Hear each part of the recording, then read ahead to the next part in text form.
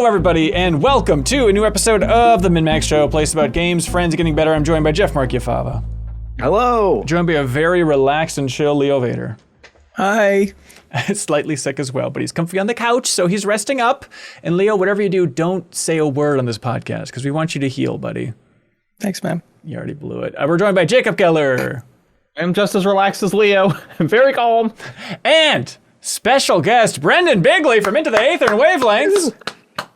Everybody, thanks for having me. It's an honor to be nominated. Now, did you just rummage through your closet and see, is there anything Minnesota related that I can wear on this? Yeah, famously, you're always supposed to wear the band's T-shirt to their concert, right? That's what I always hear. Yes, so that's what I decided to do. I found this, I'm not kidding, for $3 at a thrift store in Japan while I was on my honeymoon, and I bought it, and I was like, one day, maybe, if I'm ever on MinnMax, I will wear this. Wow. I've been holding on to it. I've been waiting.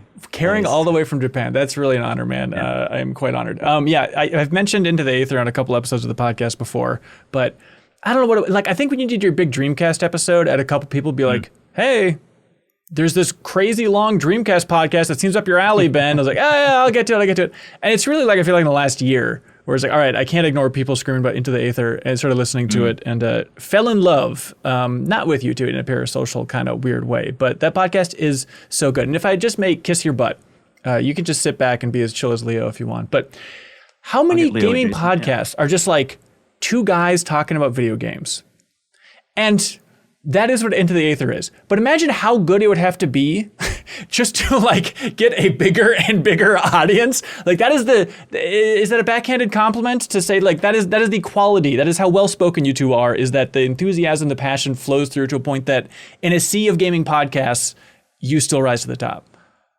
That's extremely kind of you, and I can feel my whole face getting red, actually, as you're saying that. But yeah, I mean, a lot of that was the intention of the show in a big way. Was like, I grew up listening to a lot of video game podcasts that were just like two people talking about video games, and I was like, what if we made a really specifically considered one? So I'm glad it connects with people. And yeah, I mean, the Dreamcast episode is a fun one to jump in on. Any of the console retrospectives in particular, I mean, we're known for dropping episodes that are like upwards of 10 hours. So I love that it's always like the most intense ones that people jump in on. We did this one that was games of the decade from the years 2000 to 2010, and it like broke Spotify. Like it's not on Spotify because Spotify can't handle the size of that episode. And that is like one of our most listened to episodes anyway.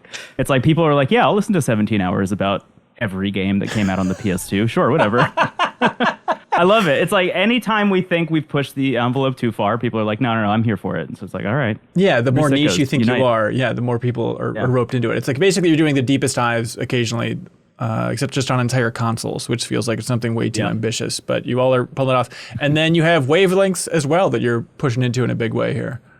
Yeah. Basically, so, I mean, the intention that we always say for Into the Aether is it's a low-key video game podcast. We're not trying to keep up with the latest releases. We talk as much about new stuff as old stuff. And generally, we will only bring things to the show if we have, like, something interesting or good or positive to say about something. Like, we're never bringing a game to the show just to dunk on it. And as much as I thought that would be helpful for the crit side, one missing link for that has always been the news side for me, like news coverage as well. Because, like, I mean, look at any comment section of any TikTok about video games, and you'll see what I mean. Mm-hmm. So I don't know. That's what Wavelengths is. Wavelengths.online, baby. There it is. Sweet. Check it out. There's going to be links in the description for all this fun stuff. Yeah. But thank you for being here. It really all lined up. It's like, Thanks for having me. Oh my gosh. I'm a fan of everybody's work individually here and also collectively. So it's a really very cool to be here, for real. Jeffum's weirdo roguelike streams? Are you telling me? Yeah, man. I just lost respect for it. Yeah. That's sweet. But we have a lot to talk about on this here episode of the podcast. We're talking about Borderlands 4. We're talking about Void Breaker. These things all just happen to line up really well with Brendon, so I'm glad that we made this work, because we're also talking about the Nintendo Direct just a little bit. It would be a 3-hour podcast just breaking down everything for that Nintendo Direct in a very thorough way, but let's talk about some highlights here and there. We're going to be talking about this game called Hollow Knight Silksong. Last time... Okay, we've talked about it for like... You are so desperate for this to be the last time we talk about Silksong. you bring it up in that framing at least 3 times. It's like, okay, last time we're talking about this game. You're right. I mean, we'll talk about it for the game. I think it was more that he was desperate for it to not get talked about last week, and then it did anyway. Yeah. It felt like it was like an accidental conversation because I was in the podcast planning thread and they're like, no, let's hold off on Silksong until next week. And then it still got like 20 minutes. Well, if we're talking Game of the Year contenders, it's got to come up. Jeffem had a lot to get off his chest, but we'll have even more to say about Silksong. And Jeffem, maybe we'll keep talking about it forever. Who can say? It's going to be every episode until the end of time. We'll be talking about Silksong. Well, it's a compliment sandwich dare where we us. have Jeffem and Jacob talk about it, then Janet talk about it, then Jeffem and Jacob talk about it again. This is basic I did want to say management. last week, I felt like, you know that scene in Snake Eater when he's resetting his arm and he's biting down on the wood and he's like screaming and pushing his arm back into place? That is how I felt listening to the podcast, but I think it was good for me. Like Okay. resetting my arm would be. All right, good. We're going to be talking about, we're taking to the skies, folks. We're talking about Sky the Scraper, which is a game that I heard about from Into the Aether. I'm excited to talk about because Leo jumped in as well. And then Trails in the Sky, first chapter. It is just like a soothing balm to hundreds of RPG fans out there to be like, finally, we're going to give some dignity and respect to Trails in the Sky first chapter on this here podcast. But maybe we'll be talking about that one more because I know Kelsey wants to jump into it. And then Story of Seasons, Grand Bazaar. And if that's not it, if that's not enough for you sickos out there, then back half of the show, we have community questions submitted over there on Patreon. Thanks everybody for your support. And special bonus, if you like indie games, you can jump in and support MinnMax on Patreon before September 22nd, before this coming Monday. If you jump in at any tier, even that $2 tier, or if you upgrade your tier, you're at the $2 tier, you want to try that $5 tier, we will DM you a Steam code for Hauntii. Hauntii. If you remember Hauntii from last year, it has a 90% rating on Steam. It is an incredibly gorgeous game. It's adventure puzzle, but then also with like twin stick shooting as you're going around and possessing different objects. But it is an unbelievably gorgeous game. And we have 200 Steam codes to give away. We'll post on social media if we run out. But right now, jump on in even at that $2 tier. If you've enjoyed MinnMax's content lately, if you enjoyed these crossovers, jump in at that $2 tier and we'll DM you a Steam code for Hauntii before this Monday. Thanks, everybody. Borderlands. Brendon, I'm curious about your history with Borderlands here. Yeah. I jumped in with the first one. I think it was hard not to jump in with the first one with all the hype around it when it first came out. Liked it a bunch, played it online with friends a bunch. Played the second one enough that I think it is still my most played game on Steam to this day. Okay. Really liked that one a whole bunch. And that was also very much a playing with my friends and just kind of like hanging out and being on a voice chat together. 3 did not hit for me whatsoever. The other spinoffs really did not hit for me whatsoever. And then you messaged me and you're like, hey, do you want to be on the show and maybe talk about Borderlands 4? I was like, you know what?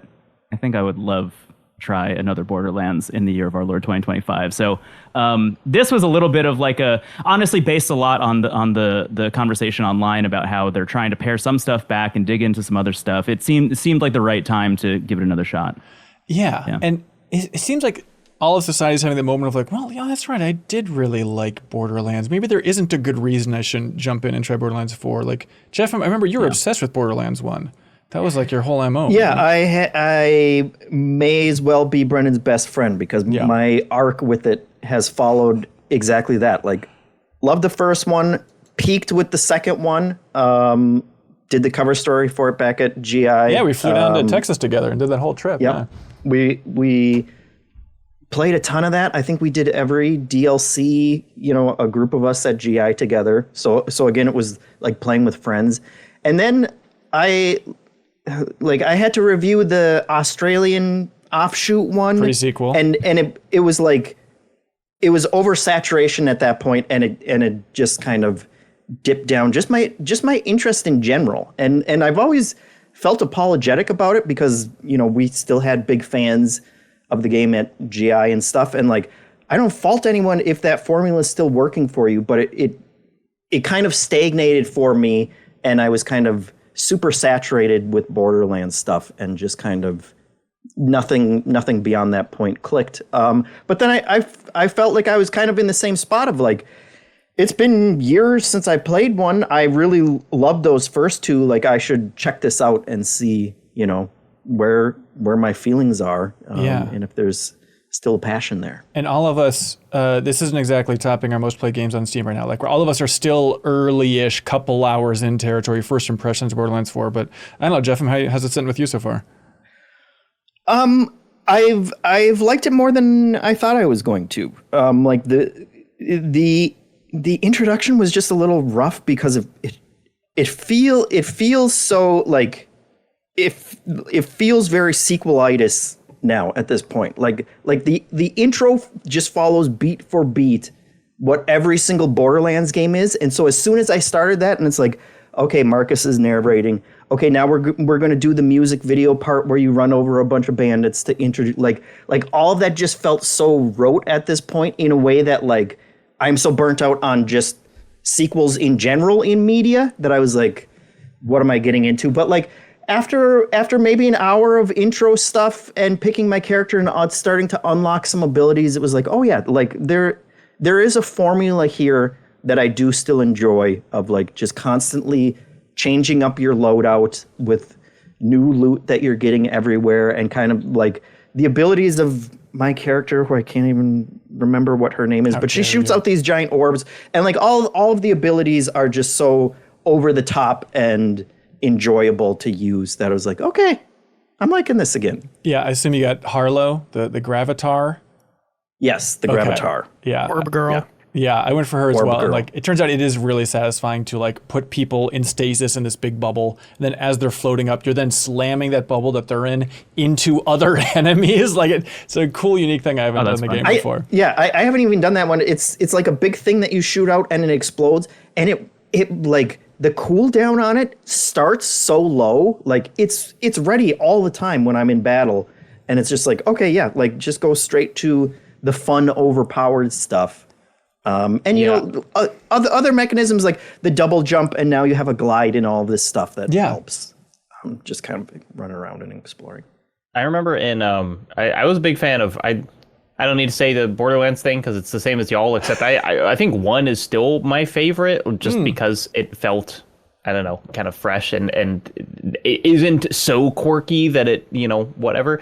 But like in 1, I remember my guy, his skill was like he can throw out a bird that will do some damage to an enemy, and you can do that once every 60 seconds. And now it's like I am playing like the Siren character, and it's like every 5 seconds I can make a ghost with a scythe that runs across the field and starts attacking people. And it's just like, yeah, you're immediately so much more like able to do stuff, and I feel like also the characters are differentiated so immediately, and even within the characters they each have like 3 very different skills that you can do, and I haven't even, you know, I'm kind of only going down 1 tree at the time, but it seems like almost immediately you can really like define your playstyle in one direction or another.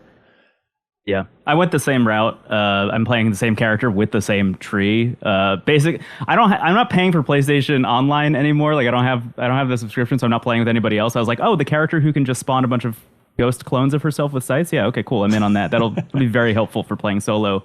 And I'm kind of with you, Jacob. In like, there's a lot of video game here, like almost a daunting amount, like too much, an overwhelming amount, because not only does it feel like every character can be 3 different characters, but there's 4 characters to choose from, and of course going to be DLC at some point down the line that adds another 2 or 3 characters with even more skill trees, and I'm like, I'm not even over that part of it.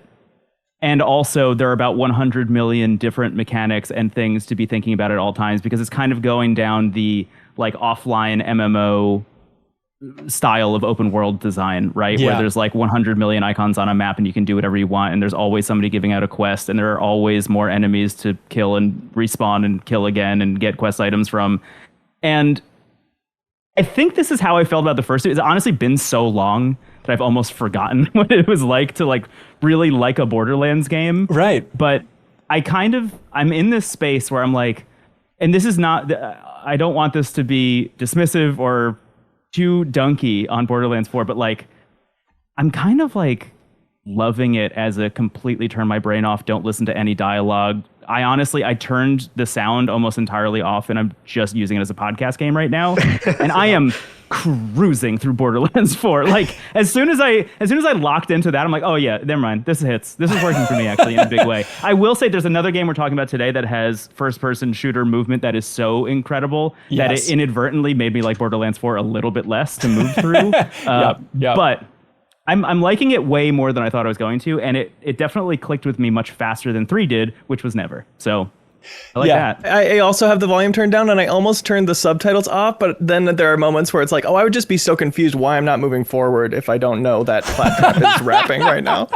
Yeah. It is very handy though. Like, I was streaming it and I was like, oh, okay, like this is surprisingly sincere with this RJ character out of the gate for kind of the tutorial area. Okay. And the second Claptrap comes on screen, the entire Twitch chat's like, oh Christ, that's right. I don't want to do that. But the cool thing, and I don't know if 3 had this, but in the settings, they have a specific audio slider that's just for Claptrap.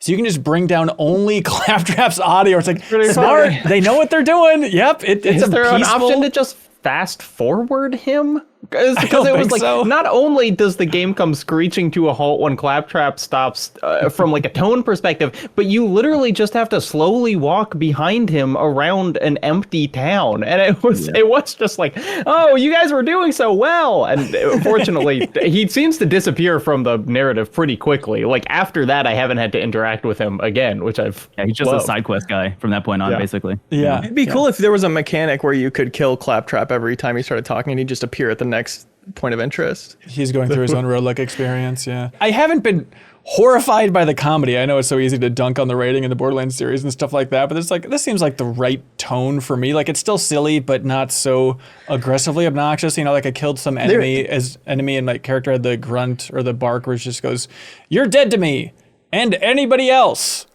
I like that. That's good. That's pretty funny. Hey, that's all right. There hasn't, as far as I am so far, which is very early, but there hasn't been a butt stallion kind of like recurring joke, and the main character is kind of more stoic villain who's like just taunting you a little, but not the over the top annoying kind of attempt at comedy character, which I think is helping. Right.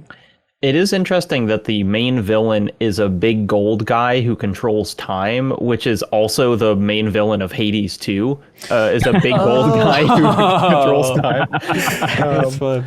But yeah, what I've actually been pleasantly surprised by is, I think of Borderlands as a game where you collect quests everywhere, and then you fill your screen with objectives, and you just kind of stumble onto them as you walk through the world. But like, there's a surprising amount of kind of non-mission, just ambient, like unique encounters that I have run into while doing other stuff in a way that I don't remember from the previous titles. Like one of the 3 hours in or so, there's a story mission where the next objective is quite far away from where you are, they give you a kind of a motorcycle early on and you can just drive around the world. But it seems like it's designed to just get you to run through all of these camps where they can show you there's actually a unique boss here, and maybe you could have picked up a quest to kill this guy, but you can also just like walk into him and have a unique encounter and keep going. And that's been really cool because like I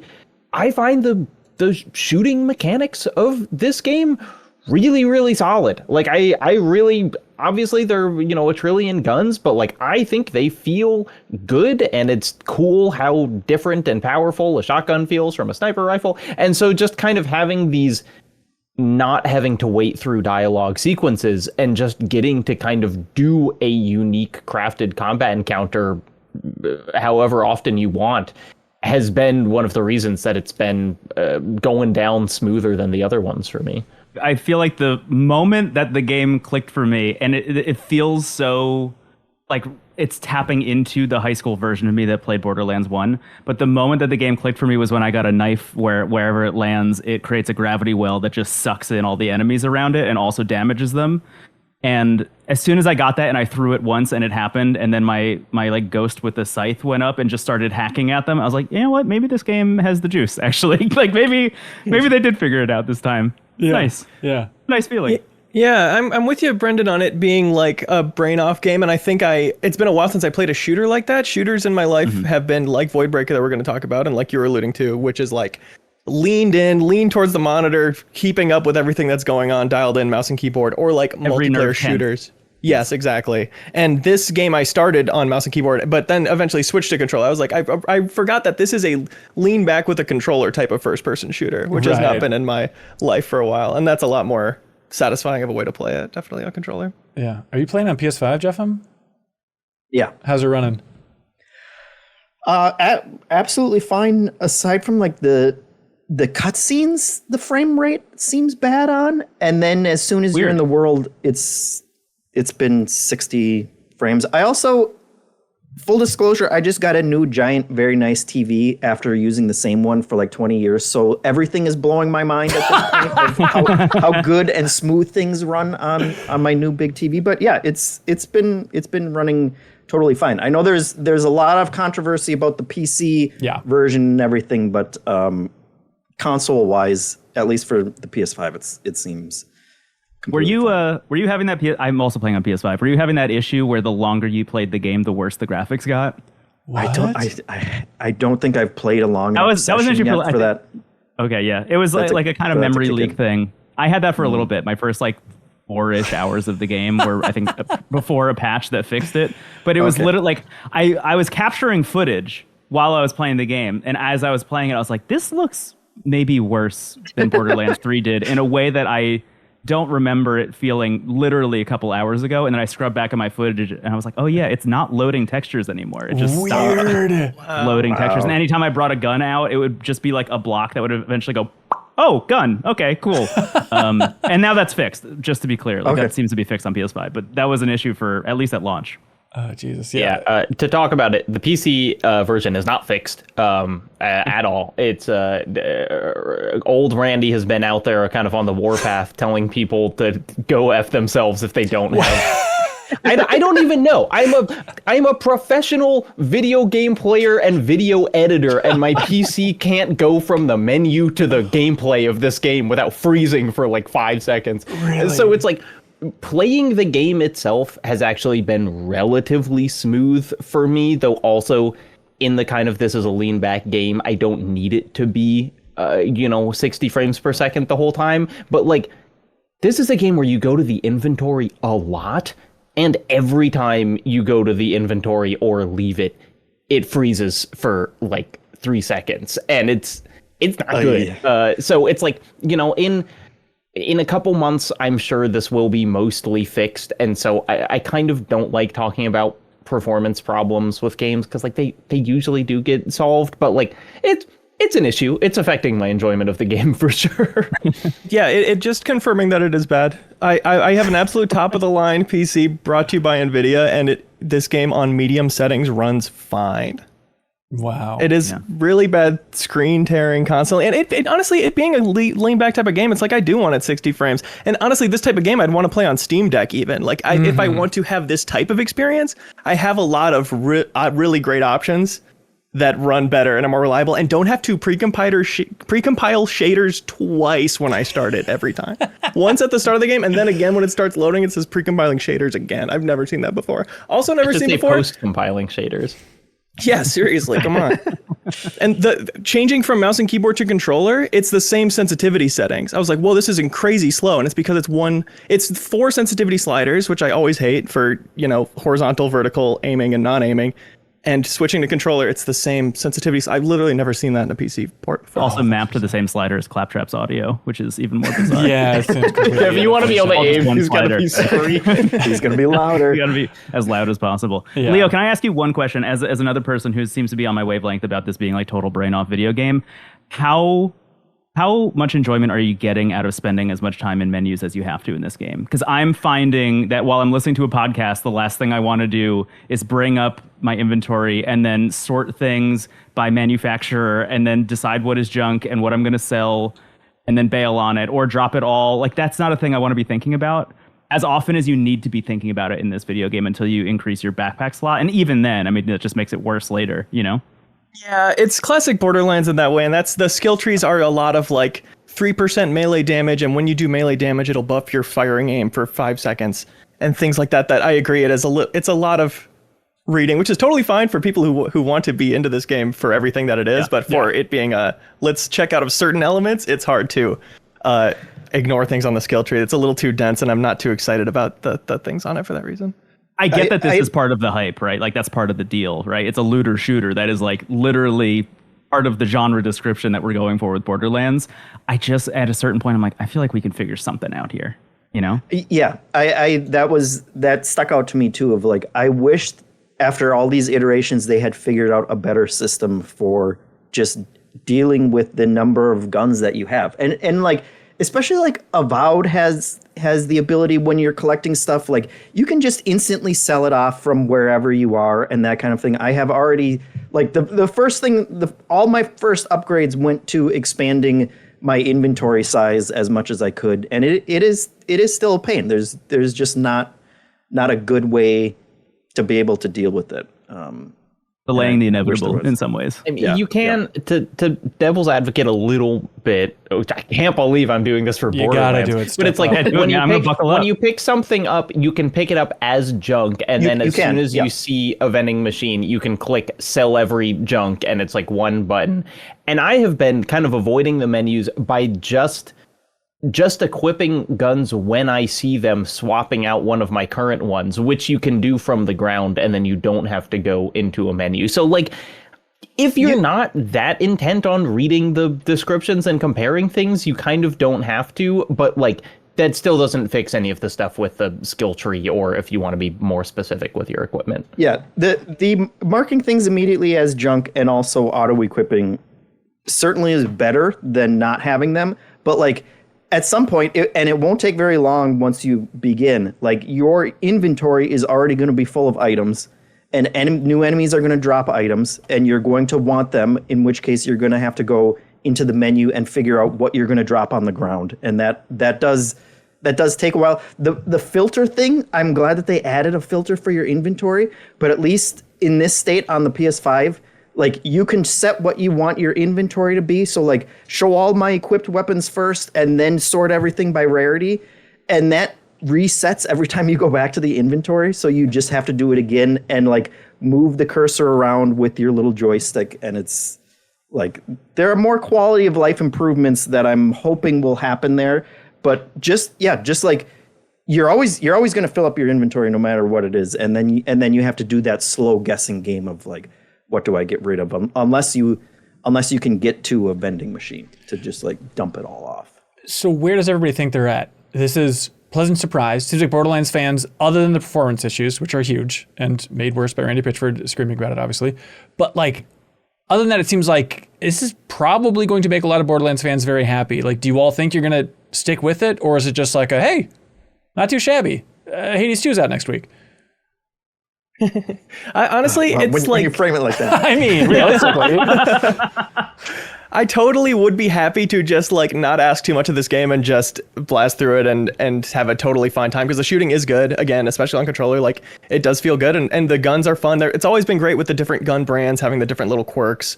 I've always enjoyed that. But the performance is like, why would I bother? If I have a time with this game, it's going to be in the far future when the performance issues are fixed. I've got too many great options right now. Yeah. It's like, I'm having a good time, but I can kind of only see myself, like currently I've been playing this game when I get to a part in Silksong that's so hard that I have to like do something else for a while, then I'll like start playing Borderlands. And so it's kind of like, if you put this head to head with any of the other games I'm excited about that are coming out this year, Borderlands is going to lose. But like, sometimes you do just want to clear out a backlog of podcasts, and I think I'll keep it installed and probably just kind of like keep going back to it with that in mind. Yeah, my PS5 has been unplugged for I think about 5 months, and this is the first game to make me plug it back in and turn it back on. So, I'll keep playing it as long as my PS5 is still plugged in, which I think is more going to be for Yote than it is going to be for this. But, it'll still be there and installed. I'm kind of with you, Leo, though. I think if I could play it on a handheld PC, it would be very different. And I'm really nervous about that Switch 2 version. Oh my gosh. I pray. Everybody, please pray at home for the Switch 2 version of Borderlands 4. We'll see how it goes. Yeah. It is funny to be like, well, the podcast game. Like, I think it's just, it's designed to be a co-op game. But it's like, if you don't want to play with other people, you don't got the friends like, well, I'm going to have voices in my headset no matter what. It's just whether or not I'm playing with them is the whole thing, I do think it's a little bit of an uphill battle to convince a lot of people to play a new Borderlands game at this point. At least the people that I usually play video games with. I don't know if I'm going to be able to convince them to drop $70 on a new Borderlands in 2025, especially after the movie. Am I right, folks? Am I right? We all saw it in theaters, and now we're all betrayed. I saw it opening weekend. I did. Is that real? Yeah, my friend wanted to go for his birthday. And there were two other people. Can't in the deny a theater. birthday wish. Yeah. I just want to know, like, exactly. the rest of that night, was there any reference? Like, were you guys, like, hanging out then after the movie and making references and callbacks to it? Total or was it like, claptrap move. Yeah, Stuff with exactly. the Or is it amateur. like, this is just a wasted 2 hours and we all quietly just own it and move on with our evening? No, it was fun to talk about. There being nobody else in the theater, we could talk during too, which was fun. But co-op is interesting because like this truly feels like a totally fine game that's just at a time in my life where I don't really have a need for it, including the co-opness of it, because I do have friends who are playing it, friends who I play multiplayer games with all the time. We play shooters and we play rematch and stuff, and I see them online, and I just don't have the desire to like squat up with them.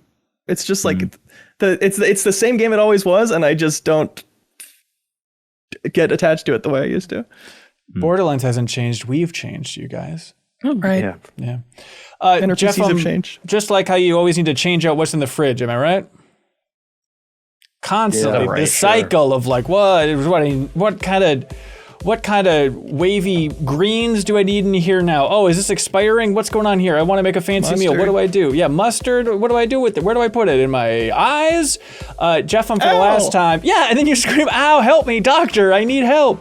No, Jeff, the answer is HelloFresh. They give you a big box of food right at your doorstep, and it has easy instructions on how to cook amazing meals. Get cozy as we're going into the fall season with easy home cooking thanks to HelloFresh. They've doubled their menu. What's it going to take, Jeffem? What's it going to take for you to enter the wonderful world of HelloFresh? They've doubled their menu. It's healthier than ever. There's more seafood on the menu now at no extra cost. You know it's a good service because Hanson never offers to have it sent to any of us. That's He the always ad just read. takes it. That's right. I have only been eating HelloFresh for the last 3 years, thanks to the amount of podcasts we do at MinnMax here. And I'm healthier than ever. 91% of customers say they feel healthier after eating with HelloFresh. 9 out of 10 say dinner is more delicious with HelloFresh. What was that 1 out of 10 eating before, I'd like to know.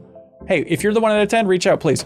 So the best way to cook just got better. Go to HelloFresh.com/MinnMax10FM now to get 10 free meals plus a free item for life. 1 per box with active subscription. Free meals applied at discount on first box. New subscribers only. Varies by the plan. But that's HelloFresh.com/MinnMax10FM to get 10 free meals plus a free item for life. Link in the description if you want to jump in and support HelloFresh. Keep them around. Is the FM for Jeffem? Yeah, Jeffem. So get off your butt. They're trying to honor you every way they can. I'll go look at my front door to see if there's a package of food there, but I'm not holding my breath. And just whatever you see out there, just eat it. If there's just like twigs and That's leaves, good. that's That's probably a from good HelloFresh. idea. Just shove it in your mouth. Okay, the other game, the other first-person shooter they've been playing that, again, it's like Borderlands 4's shooting and verticality feels great. And then you jump into this game called Voidbreaker, where Leo is 1 millimeter from the screen as he's playing Void/Breaker, currently in early access on PC. Is this capturing hearts and minds? Is this the next big sensation currently in early access, or what's the read on Voidbreaker? It's cool. It's really cool. I don't know. It's like, it feels like the Echo Point Nova of this year, the movement speed grapple hook shooter, but it is a lot more different once you get into it. It's not about being as fast as possible. It's a little more cerebral. Look out for what the enemies are actually doing and playing around it. But yeah, I like it a lot. It's a totally great first-person shooter roguelike. I don't know if it's like the best thing in the world. I think the way I would differentiate this from Echo Point Nova, which kind of came out and we all loved it and we were like, great.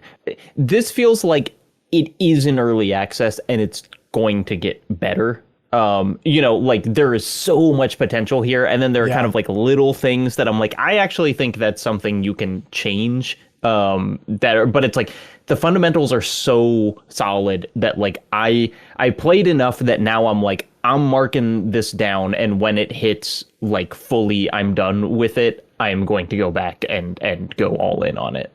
Yeah, I mean, Brendon, do you play a lot of first-person rogue games? I feel like it's a really tough balance to strike. It's like of all of the genres that you can smash roguelike into, I feel like first-person shooter is one of the most difficult, just because they generally end up leaning towards the bullet hell option. And when you have a certain field of view and there are bullets helling their way past you outside of that field of view, it sure does make it difficult to see what's up. Yeah. So I found that there have been a couple over the long history of this that have kind of worked for me. There was one that was called Tower of Guns way back on the PS4 that I liked a bunch. I remember that game. And then I think, Paranautical Activity, I think, was another one that I really dug, that was like really going after like a Binding of Isaac style map progression, but also was a first-person shooter. Anyway, I feel like a lot of people have tried this, and to me, so far, Voidbreaker is the most successful. I think it's got the most interesting stuff going on. This is by the developer of the Entropy Center, which was a great like Portal adjacent, like an indie version of Portal, I guess is maybe a better way of putting it. And it's technically part of the same world, which is fascinating. As somebody who really liked that game, I've been kind of surprised that the narrative stuff is kind of tying into Entropy Center a little bit more. And there's even like, there are a lot of references to that game in this game, which I think has been very interesting. But generally speaking, I have found the movement in particular in this game to be completely rock solid, as Jacob was saying. And the things that I think could use a little bit of polish are things like sometimes the grapple hook doesn't always connect to where I'm aiming. And even if the icon shows up, I press the button and then the thing doesn't happen. And then I'm just kind of like flailing on the ground while I get overset by monsters or robots. But for the most part, I think what they're doing in terms of the like you can choose from 3 items in a chest when you're done with a level thing is working extremely well. In this game, you have a gun. Those guns have little modules, and you get to choose from 3 modules that you can then equip onto that gun. And you have a certain amount of modules that you can equip. There's like this big grid, and some of them are open and some of them are not.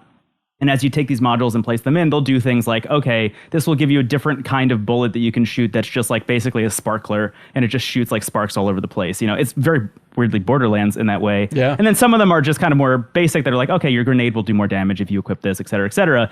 Where this game, I think, really shines, and in playing it a lot, you start to really lock into this, and it is kind of this game's version of like, the more you play, the better you get at it, is the understanding of how modules should be placed. So, for example, some modules will open up more module slots on that grid. You know, so you start with like 15 or so. You can unlock, okay, now I have 20 of them, and they're all in a straight line. And then there are other modules which will repeat the effects of modules that are placed around them. And as soon as you lock into the fact that like, okay, well, I have this thing that increases my grenade damage. I now have a repeater on it, which means that it's doubling the effect there. But then you get another repeater that repeats that first repeater.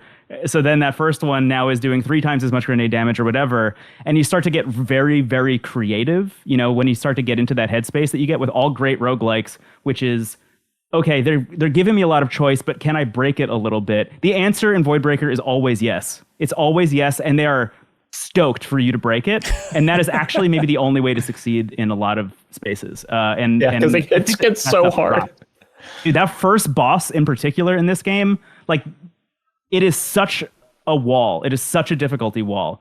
It's extremely difficult because this game also has, like from Entropy Center, the ability to just kind of like telekinetically pull something towards you and then throw it right at the boss. And that is like, you need to be good at that or else you will not succeed in this game, because the first boss really only goes down if you are constantly staggering it, which is, I think, the other big piece of this game is like enemies will take more damage if you stagger them. Yeah, I feel like we should call out something that will probably be making it into our long list for MinnMax, like best thing of 2025, which is the levels are the built structures in the levels are fully destructible, and a primary mechanic, like a base mechanic of the game, is your grenade does not do that much damage to enemies, but it does a lot of damage to terrain. And what you want to do is get enemies to walk under something and throw the grenade at the thing above them and just shower rubble down onto them. And it is these big chunks of like asphalt falling down on the enemies. And like, that is, it's a game about kiting, you know, you're walking backwards while enemies are chasing you, but like being able to destroy the environment in this way, and then when the rubble falls on them, they get stunned and they take, you know, a huge amount more damage and whatever. It's like, it really makes it feel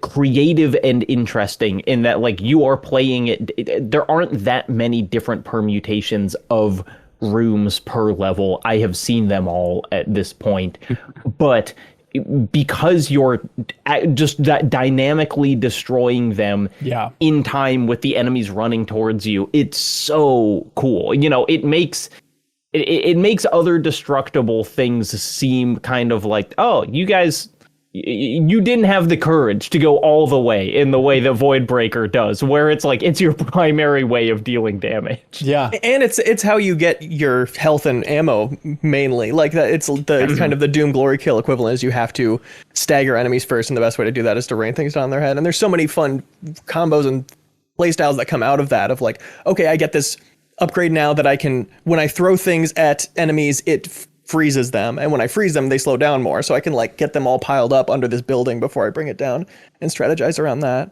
The upgrades are in general so like not afraid to break the game, like Brendon was saying, which is so fun. And since you can put them on and off, sometimes you'll put one on that's like rain bullets from the ceiling, and bullets instead of coming from your gun they come from the sky, which is so weird. And then you get in this in an interior, you get like in this specific fight that is in a building, and your gun just doesn't do anything anymore, so you have to go into your menu and take that upgrade off for this fight, or switch to a different ammo type or whatever other ways you can get around it, just melee people. But also combining that with this upgrade that was have this big radius around your bullet that does damage, like this this sphere around your bullet, and it ends up like raining these big AoE bullets down onto enemies. And then I added like bouncing to that. All your bullets bounce, and then it's like, okay, wait a minute, these are bouncing away before the bullets are even like detonating to do any damage. I need to take this one off. Like you can have such weird, crazy builds in this. And there's definitely some upgrades that I've kept in mind for best things, specifically Jacob, because they are so unusual. Is it the resolution one? No, but it sounds similar.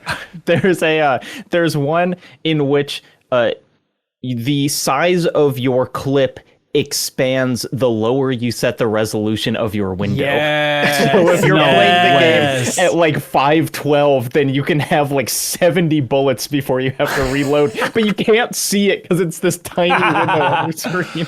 That's amazing, because so I saw awesome. a similar one where there's a Steam review where they're like, this game's perfect. I came across a mod in one of my runs that increases damage output of my gun based on how high I've set my in-game sensitivity. That rocks. Brilliant. And That there rocks. is, I mean, it's like the way that a roguelike gets old fastest is if runs just don't differentiate themselves from each other. You know, and you go off in radically different directions so fast in this because you have, you know, at this point 4 or 5 different guns that you can start with, but then immediately you are picking up things where you're like, this feels completely different from my past run. And you know, like we talked about, the multiplying of effects means like, okay, you get something that shoots like 12 bullets every time you pull the trigger, but it's super inaccurate. But you find something that slightly homes bullets in on enemies, and then you put like 5 stacks of that on, so your bullets are all just like seeker missiles, and so it doesn't matter what direction you're facing when you pull the trigger because they're all gonna hit everything no matter what. It is like, I feel like that's the thing that roguelikes stumble on most, is just like, I feel like I'm doing the same thing every time. And even though this game does not have that many levels, doesn't have that many rooms, have very few enemy types, it still manages to feel like really fresh every time you play. Totally, and I really appreciate how you start with the base pistol, and from how you upgrade, you can turn that thing into a machine gun, or you can turn it into a sniper rifle with a scope. Like, it's just so moddable that way that you don't even have to unlock the later weapons to be feeling like you're using a different weapon when you start with just one. It really feels different that way. And the upgrades are so cool because they tie into the lore, which is simple but effective and cool, where you're kind of in this combat simulation getting combat data, and you are a person and you are trapped, and you're going to be here the rest of your life if you don't hack your way out. So it's like you're hacking this simulation with the help of this voice in your ear, and all of those crazy ones about changing your resolution and things, those all tie into like you're breaking this simulation to get through it better. And the AI wants you to run through every variation of combat mechanics so we can better understand humanity and everything. Yeah, so it all works. Yeah, it's basically the nightmare version of GLaDOS from Portal, right? Yeah. Like if Entropy Center was about the testing rooms, this is about like, okay, what's the worst version of GLaDOS that we can come up with? And it's, a nightmare military shooter forever, basically. Right. Yeah. But that feels great to play. I thought it was interesting that it's from PlayStack, so same publisher as Balatro, basically the same game. But I thought it was interesting. I don't think I've seen this before of like, right when you boot up the game, they make it very clear, like, hey, this game was developed by a single developer with time and ambition on their side. Just a little message that, like, people are dunking on Keeley so much for him getting up on stage and for every game being like, this was made by 4.6 people. Celebrated everybody. But it's interesting just seeing that, like, from the same publisher as Balatro, they're like, this is a kind of a key message for Balatro. Was that idea was made by one person. Maybe this will help this game if we put this front and center in Voidbreaker as well. It's not even the first game I've played this year where when you complete it or you complete what content there is now, it says like, hi, I'm Daniel. Thank you for playing my game. It means a lot that you finished that. Like I've had like multiple of those games this year where people are, they're leaning in to being like, I'm a person and I made this. Humanity. Works on me. Yeah, it works. But Voidbreaker is the name of the game if you want to check it out in early access. I'm definitely curious to see what it's like when it's 1.0. It could be one of those of like, will this be the kind of top of the genre for first-person roguelikes by the time it hits 1.0? Like probably the best candidate right now that I've seen at least. But also, I didn't even notice it was early access till this conversation. I'm only in World 2 and having a great time. So people, if you're excited about it, no need to wait. Sweet. Yeah, there's a lot of video game in here already, definitely. Mm-hmm. Awesome. Yeah. Okay, Brendon, you're a nerd for analytics, right? Yeah, buddy. Okay, if I you sure can am. try and wrap your brain around this. The Nintendo Direct last week, a big reaction on MinnMax's channel, if you want to check that out. What do you think, out of everything shown there, on Nintendo's YouTube channel, got the most views? Oh, I would hope that it's Fire Emblem. I got bad news. Definitely not. but I Fire would hope. Emblem's like middle to bottom of the top Really? tier, I gotta say. Yeah. Does anybody else have a guess? What was it? Mario Galaxy movie trailer? Mario Galaxy Movie's at 2.2 million. Next one down is 771,000 for Pokemon Pokopia. That was a real buzz getter. Hell yeah. And then, so it's like you want the full ranking, you wild people. So it's the Mario Galaxy Movie, Pokemon, then the Mario Galaxy 1 and 2 re-releases, then Metroid Prime 4, Pokemon Legends ZA, Fire Emblem, Tamagotchi Life, Yoshi and the Mysterious Book, Mario Tennis Fever, then Dragon Quest 7 Reimagined, then Resident Evil Requiem. But those last two had trailers elsewhere, so maybe that was thrown off a little bit. It's probably not the fairest way to judge all this stuff. But Jacob, after that reaction stream, you're like, this is what the Switch 2 needed. This is the roadmap that I need to feel good about this console. Yeah, I truly, it was like, there's a lot of stuff coming. This looks solid. I'm excited for things. I have been thinking about, since that Direct, the thing I'm most excited for is the re-release of Super Mario Galaxy 2. It's like that is not a new game, but Nintendo has done such a good job making it not playable that, like, I think that's my most anticipated thing, which I don't know if speaks super well to it, but it's like, imagine getting to play a new Mario game. It doesn't even matter that it's 13 years old. Yeah, I think you're just getting old, Jacob. Sorry, this is just pure nostalgia bait now. Like, all right. I haven't played it. You haven't played 2? I haven't played 2 because I like had put away my Wii by the time that the two came out, and I've never wanted to set up a sensor bar again. or light some candles.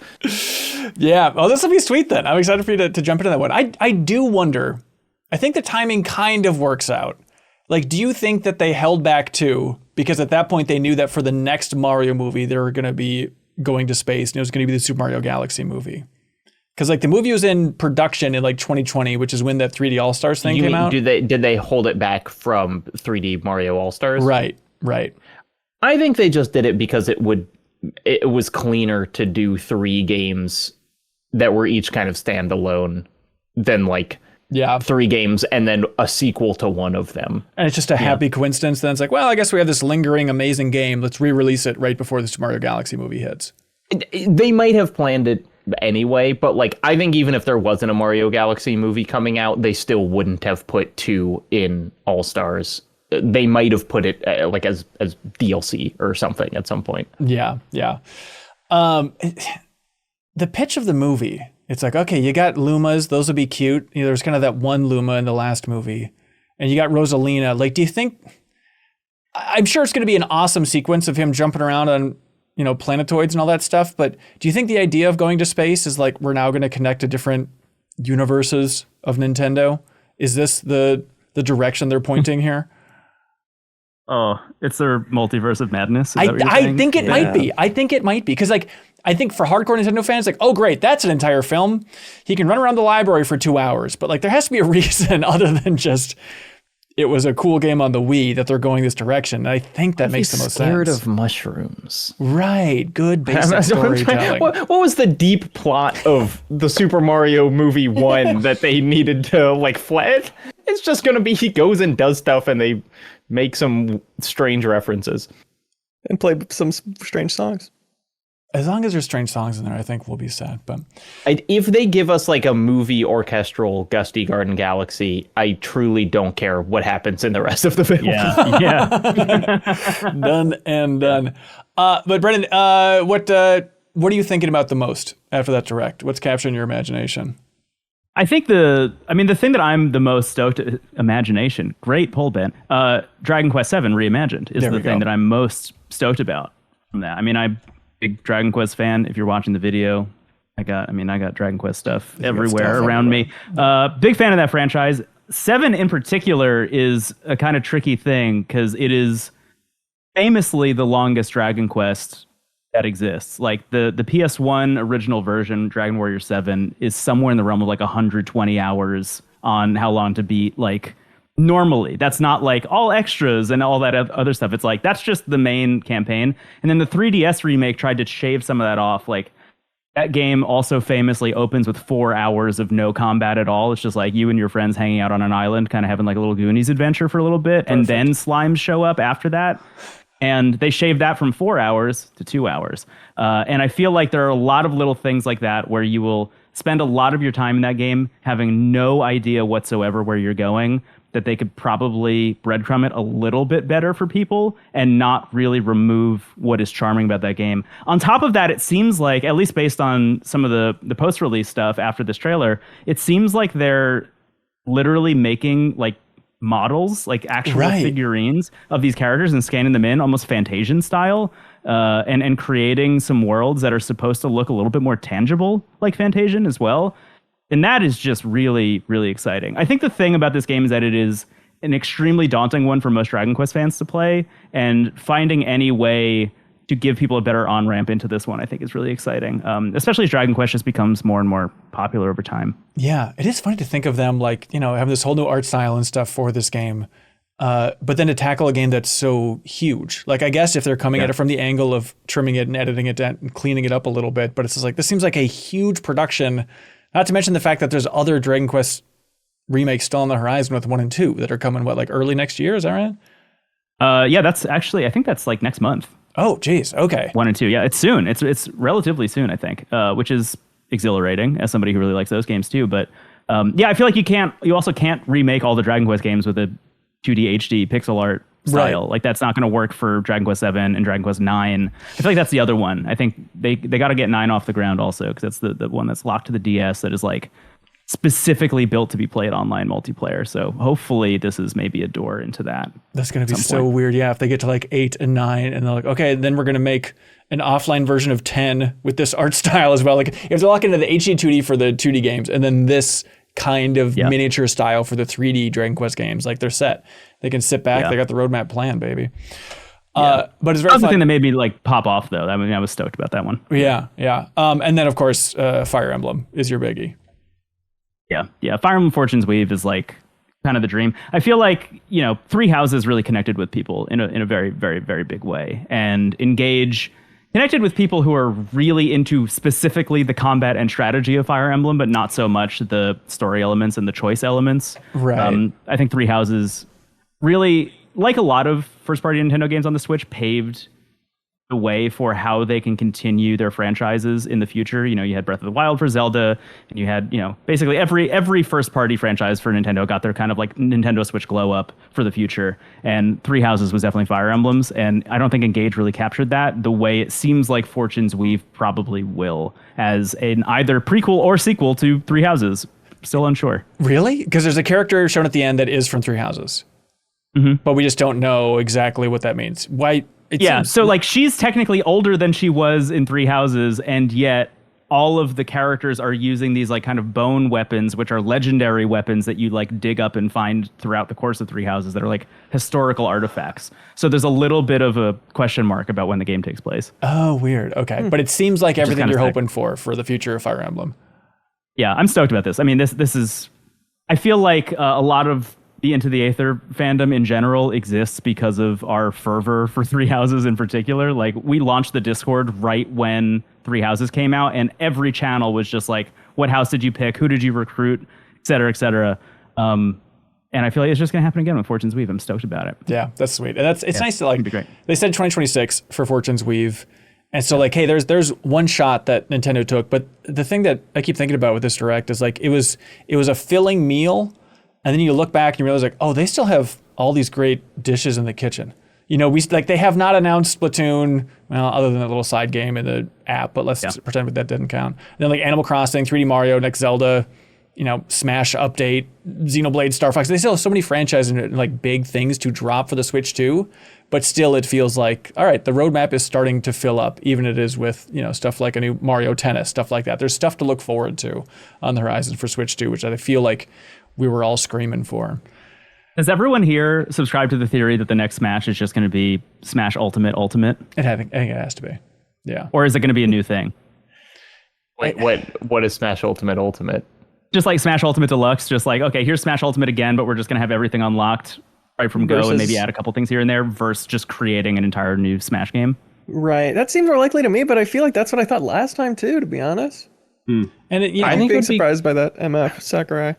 I feel like if they did that, but then they gave us like a big new weird Sakurai single player campaign, which kind of seems like something he would do. You know, it's like World of Light is like, there's a lot of it, but it's not that cool. And it would be cool if there was just, you know, the version of the whatever the Kirby expansion is called, or Bowser's Fury, is just like, there's a new single player campaign.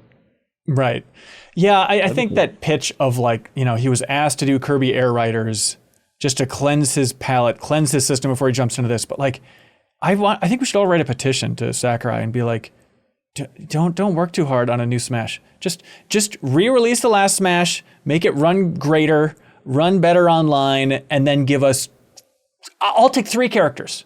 Look, that's my line. That I will be completely content. Just give us 3 new characters. And then he says, "Can I do 20?" And you say, "Maybe 5." Exactly. Yeah, 12? you gotta bargain with this madman. But I think it should be 5, done. but each one of them will fundamentally change the mechanics of the game in a way that will require reworking of every stage. Well, I mean, Brandon, in the last episode of Into the Aether, you guys were dropping the, internet catnip of like, Hornet would really work well as a Smash Brothers character.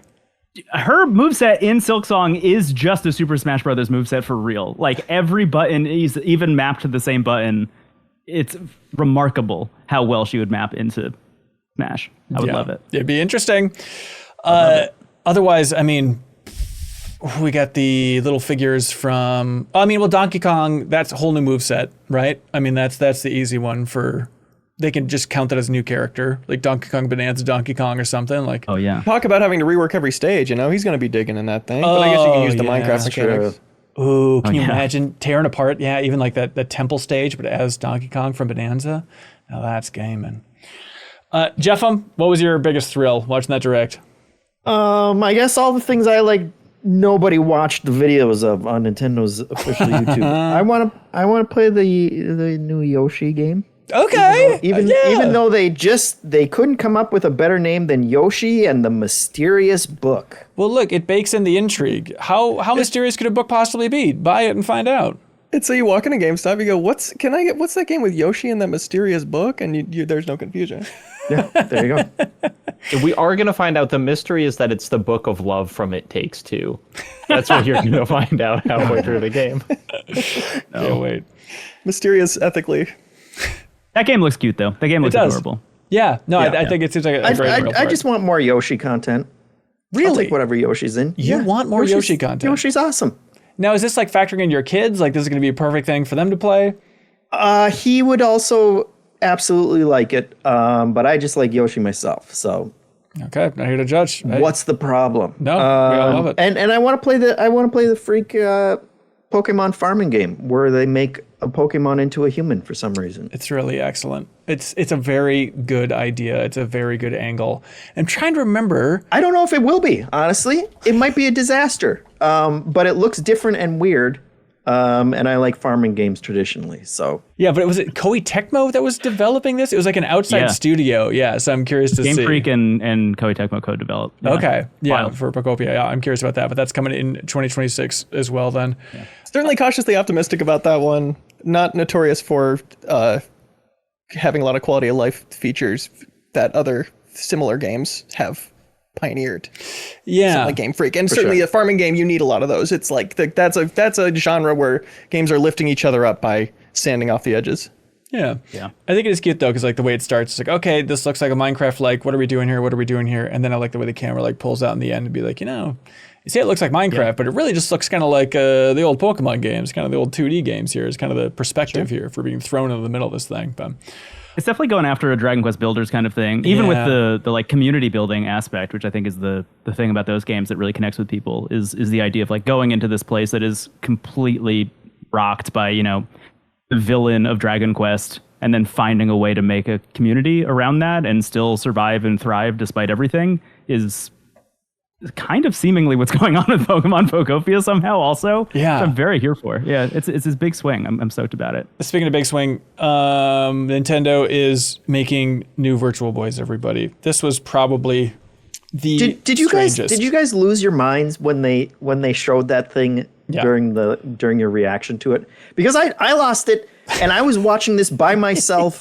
next to my wife on the couch last night. And I was like, what are they doing? Why are you doing this? This is my favorite. I watched like Kit and Krista's reaction. They were at Nintendo for a very long time, and it's very fun watching them because Kit is watching this and he's screaming, "They are out of their minds! They are out of their minds!" So like somebody who like worked closely with these people just be like, "All right, they have lost it in the best." I should have done more. I could have course corrected everything.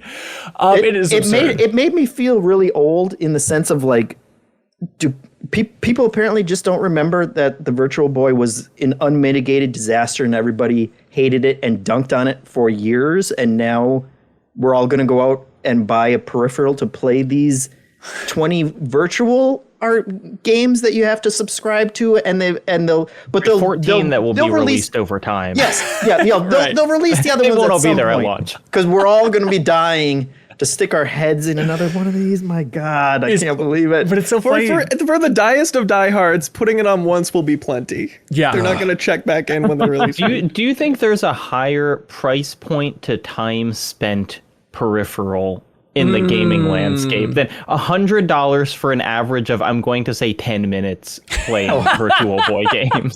It is a fancy, just thing to put on your desk. It's a paperweight, It would be like wasteful if they made it an actual Virtual Boy. The way it is just a thing you put your Switch in and then it functions like a Virtual Boy because it attaches to your head. That's the smart way to do it because, there's no need to go. The smart way is not to do it at all. Okay, Leo. Sure. I am happy that this is happening. They can make their pulse readers and their alarm clocks and whatever, and that's fine. But this is a bridge too far. I mean, they have the $20 to $5 cardboard one if you want, and so they say that you need this to play it. But the part that I'm confused about is like, wait, but I mean, it's not like the Switch will know if there's a piece of cardboard being rubbed up against it. So they say you need it to play it. But I mean, if you don't have it, would it just be that half the screen you could play off of technically? The cardboard still has the lenses in it, right? Yeah, it does. Right, so, but how does the Switch so you need those. So I think they're still throwing the screen in half and showing you the left and right side. And then when you're looking through the lenses, it's going to turn them into But is 3D there like an RFID? Like, can you make your own Virtual Boy cardboard, or do you need the one from Nintendo that costs $20 for a piece of cardboard? That's a good I question. think you could make the cardboard, but you need the lenses of whatever the lenses are doing. But right? will the screen look like a blurry mess unless you have that lens? Or is it just going to be a weird... It will. It will. Okay. Yeah. I invested in this. And, Leo mentioned like, oh, technically, indie devs can release games on the eShop then and say they can have like a mode for the Virtual Boy, right? Like, I think that's a really cool idea. Okay. I'm a little more on board than I was literally 1 minute ago. And then, of course, hopes are rising too much. But like Kelsey Lewin was talking about on Bonus Pod this week about like the unreleased Virtual Boy games. Like there's an F-Zero game and stuff like that technically were done. And they just never shipped, but like the ROMs got out there and stuff. So they start doing like a Star Fox 2 thing and releasing like some unreleased Virtual Boy games. That would be so cool. Like I remember visiting Game Freak, and they said that they were working on a Virtual Boy game that never saw the light of day. But like I would just love to have that little slice of history to see what Game Freak's Virtual Boy game was back in the day. Who knows? It's called Pokemon Pokopia. I don't know how clear we were. There's an expensive plastic one and a cheap cardboard one. There's two options. Yeah. For Virtual Boy gameplay. And it is a bummer that Ben is going to buy the expensive plastic one for every member of MinnMax for us to all play for 10 minutes. But that's just what it takes to be a gaming podcast. That's what you got to do these days. Yeah. Do you think that, like how if you're playing Game Boy games on 3DS or Switch and stuff, you can like change it so it can just be black and white and not have that green tint? Do you think there's going to be that option for Virtual Boy where we can just go clean black and white? So it's not just eye bleeding red? Yeah, exactly. I bet. What would it be? It'd just be black and white.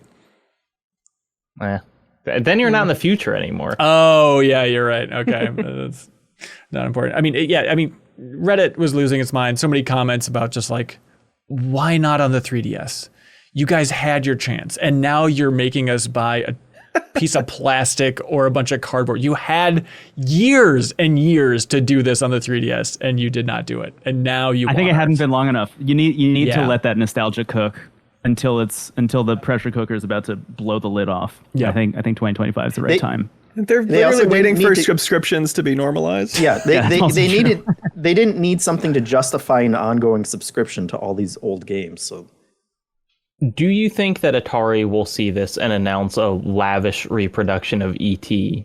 to be released for all major systems? I'm just trying to think of like, what's the next most catastrophic failure that they could release again? It's still old. It's still better than anything new. I mean, if there was like an awesome looking version, just kind of like the premium ultra deluxe case of E.T. from Atari that you could just like put on your desk, I think some weirdos would throw be some into that. Sand on it. Yeah, there's a cool version of that would be like a nice thing to put on a shelf. And I think that's what 95% of people are doing with this Virtual Boy is they just want to look at it because it makes me happy to see it. I like looking at that weird hunk of junk. Yeah, I think it's fine as a thing to have on your shelf. I think it could look cute. But Cal Bosman on Delayed Input described it as once the Switch online support goes away, once they stop hosting these Virtual Boy games or whatever, it'll become a functionless husk. And that phrase kept rolling around in my head. That's very good. Can you not buy an old Virtual Boy at this point? You can. In my mind, it's like $5, but maybe they're like a super collector's item. It's getting, even Kelsey was surprised on Bonus Pod. They went through it and Kelsey was surprised that functional ones are like $300, $400 at this point. Oh, it doesn't need to be functional. Oh, okay. Well, you can get it. Like, you can get you said, it's a paperweight that people are going to put on their shelf in the back. You could probably find some broken one. Okay. Jacob, how are you feeling about Metroid Prime 4 Beyond and that new trailer for it? I'm excited for it. We said on the stream, it's like it finally showed us what its thing is. Yeah. That it had just kind of looked like a Metroid Prime game where you open doors with powers. And this is like, okay, one, motorcycle, cool. The motorcycle combat looks cool. And two, it is some kind of interconnected world, probably. I don't 100% know like what this means for the structure of the game, and there have been, in Metroid Prime 3 you could go to like different planets at different times and you kind of had free reign that way, but like if there's going to be some sort of open structure connecting linear levels or what. I think it's cool. It's just kind of like, here's the take, is what made me most excited about Metroid Prime 4 in that trailer. For MinnMax's sake, I'm worried about that release date. We said we're going to have another Indiana Jones on our hand where it releases on December 4th.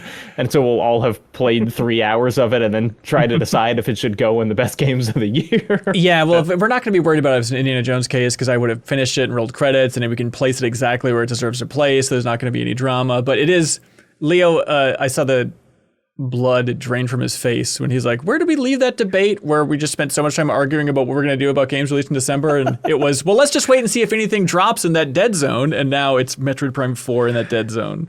And we'd set a date beforehand of like December 1st is the cutoff or whatever we want. So yeah. Honestly, December 4th is different than December 9th a little bit. Okay. Like you can say December 4th is the last day you consider anything because Metroid deserves an exception. I'll accept that. Squeeze and then in. I'll fight to the death to have it not be on the list. That sounds really cool and healthy. Do you think here's my first thought seeing that motorcycle. Sweet.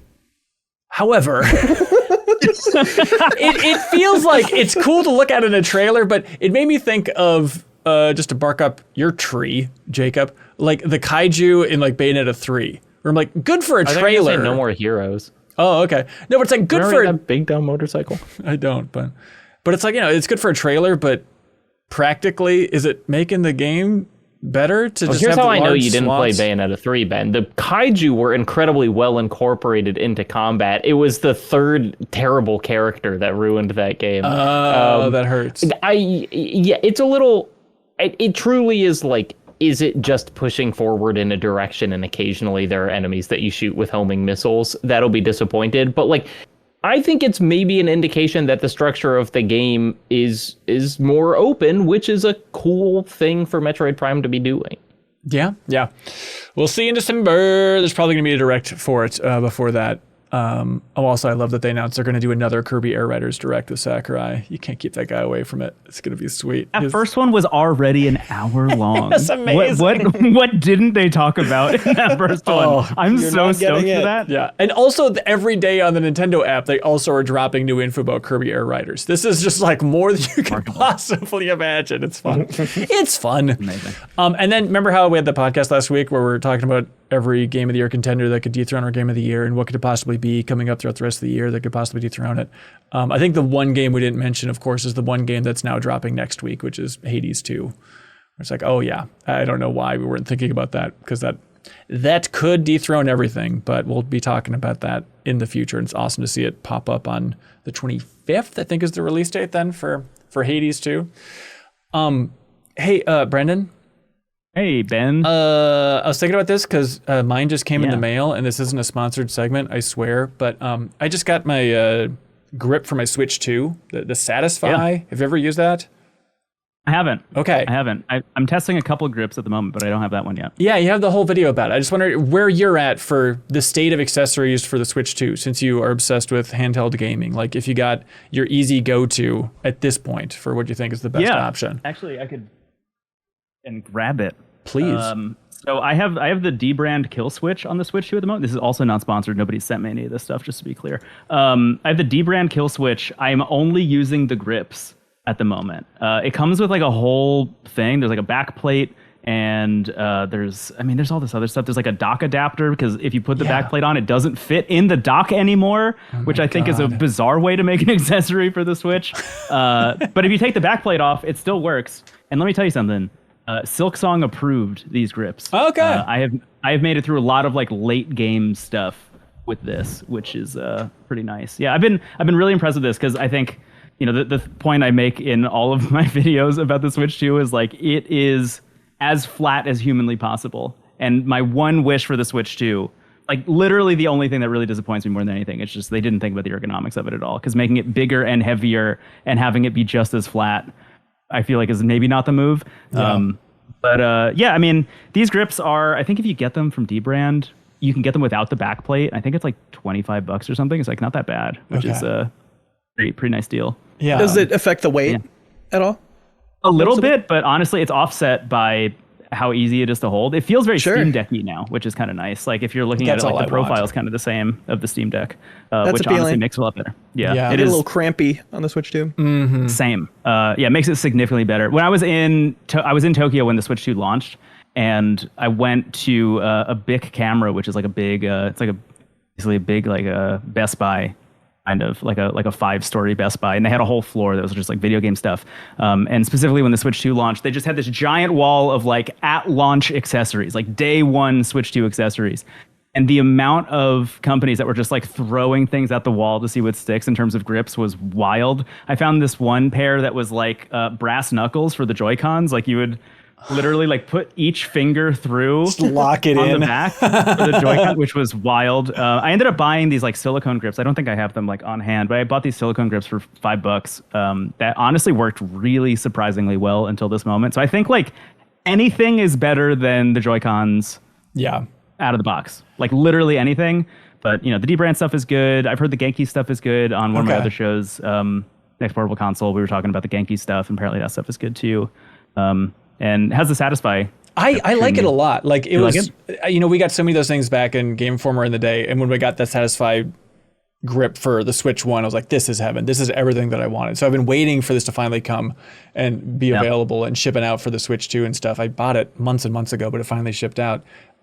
It feels great. It's improved it tenfold, but it is so weird. Like when you see the whole grip, it kind of locks in the scale of the Switch 2 even more.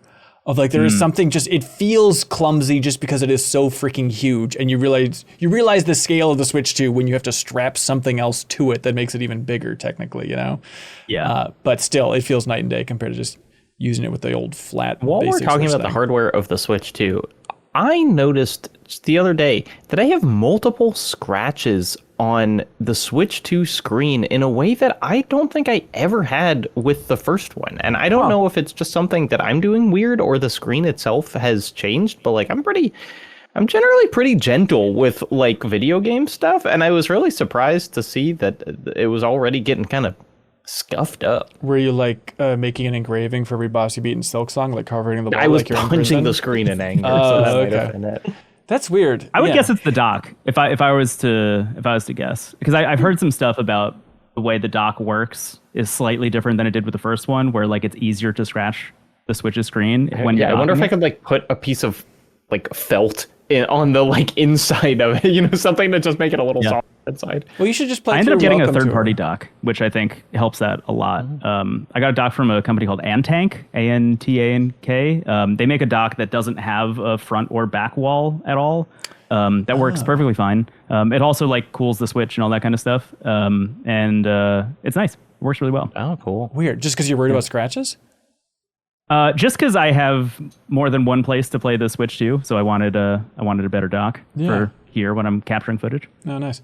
And capturing a bunch of footage of a game called Hollow Knight Silksong. You have been technically streaming a lot of it. Okay. Spoiler warning for Hollow Knight Silksong. We're not going to go into full details, but what's the extent? What's the level you're communicating to people for what they should be wary of in this discussion? Zero spoilers? I feel like we can. Yeah, I feel like we could talk about the game without specifically spoiling bosses, right? I don't think I'm not gonna talk specific like moments or anything. Okay. Yeah, but I guess if you just don't want to know maybe some of the scale of the game, but it's easy to talk around.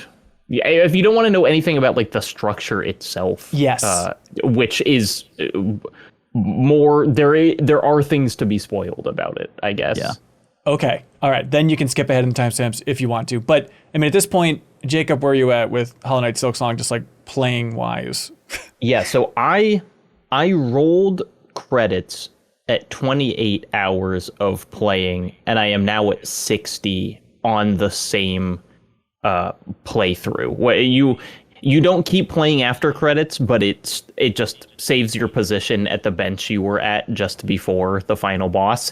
And it turns out that like Blueprints, seeing the end of the game is kind of actually the beginning of the game. And so I have now spent more time with the game since I beat the final boss all on the same playthrough than I had prior to it. Like, I am still doing pretty mainline stuff. It's not like I'm finding every banana in Donkey Kong 64 or something. Like, I am still doing like intentional authored new content. Jacob and I are seemingly in the exact same spot, just about. I literally just hit 60 hours. I rolled credits just around 25 to 28, somewhere in that vicinity as well. I am on the last fight for what I think is like the true ending. Like Hollow Knight had a bunch of endings. This game also obviously has a bunch of endings.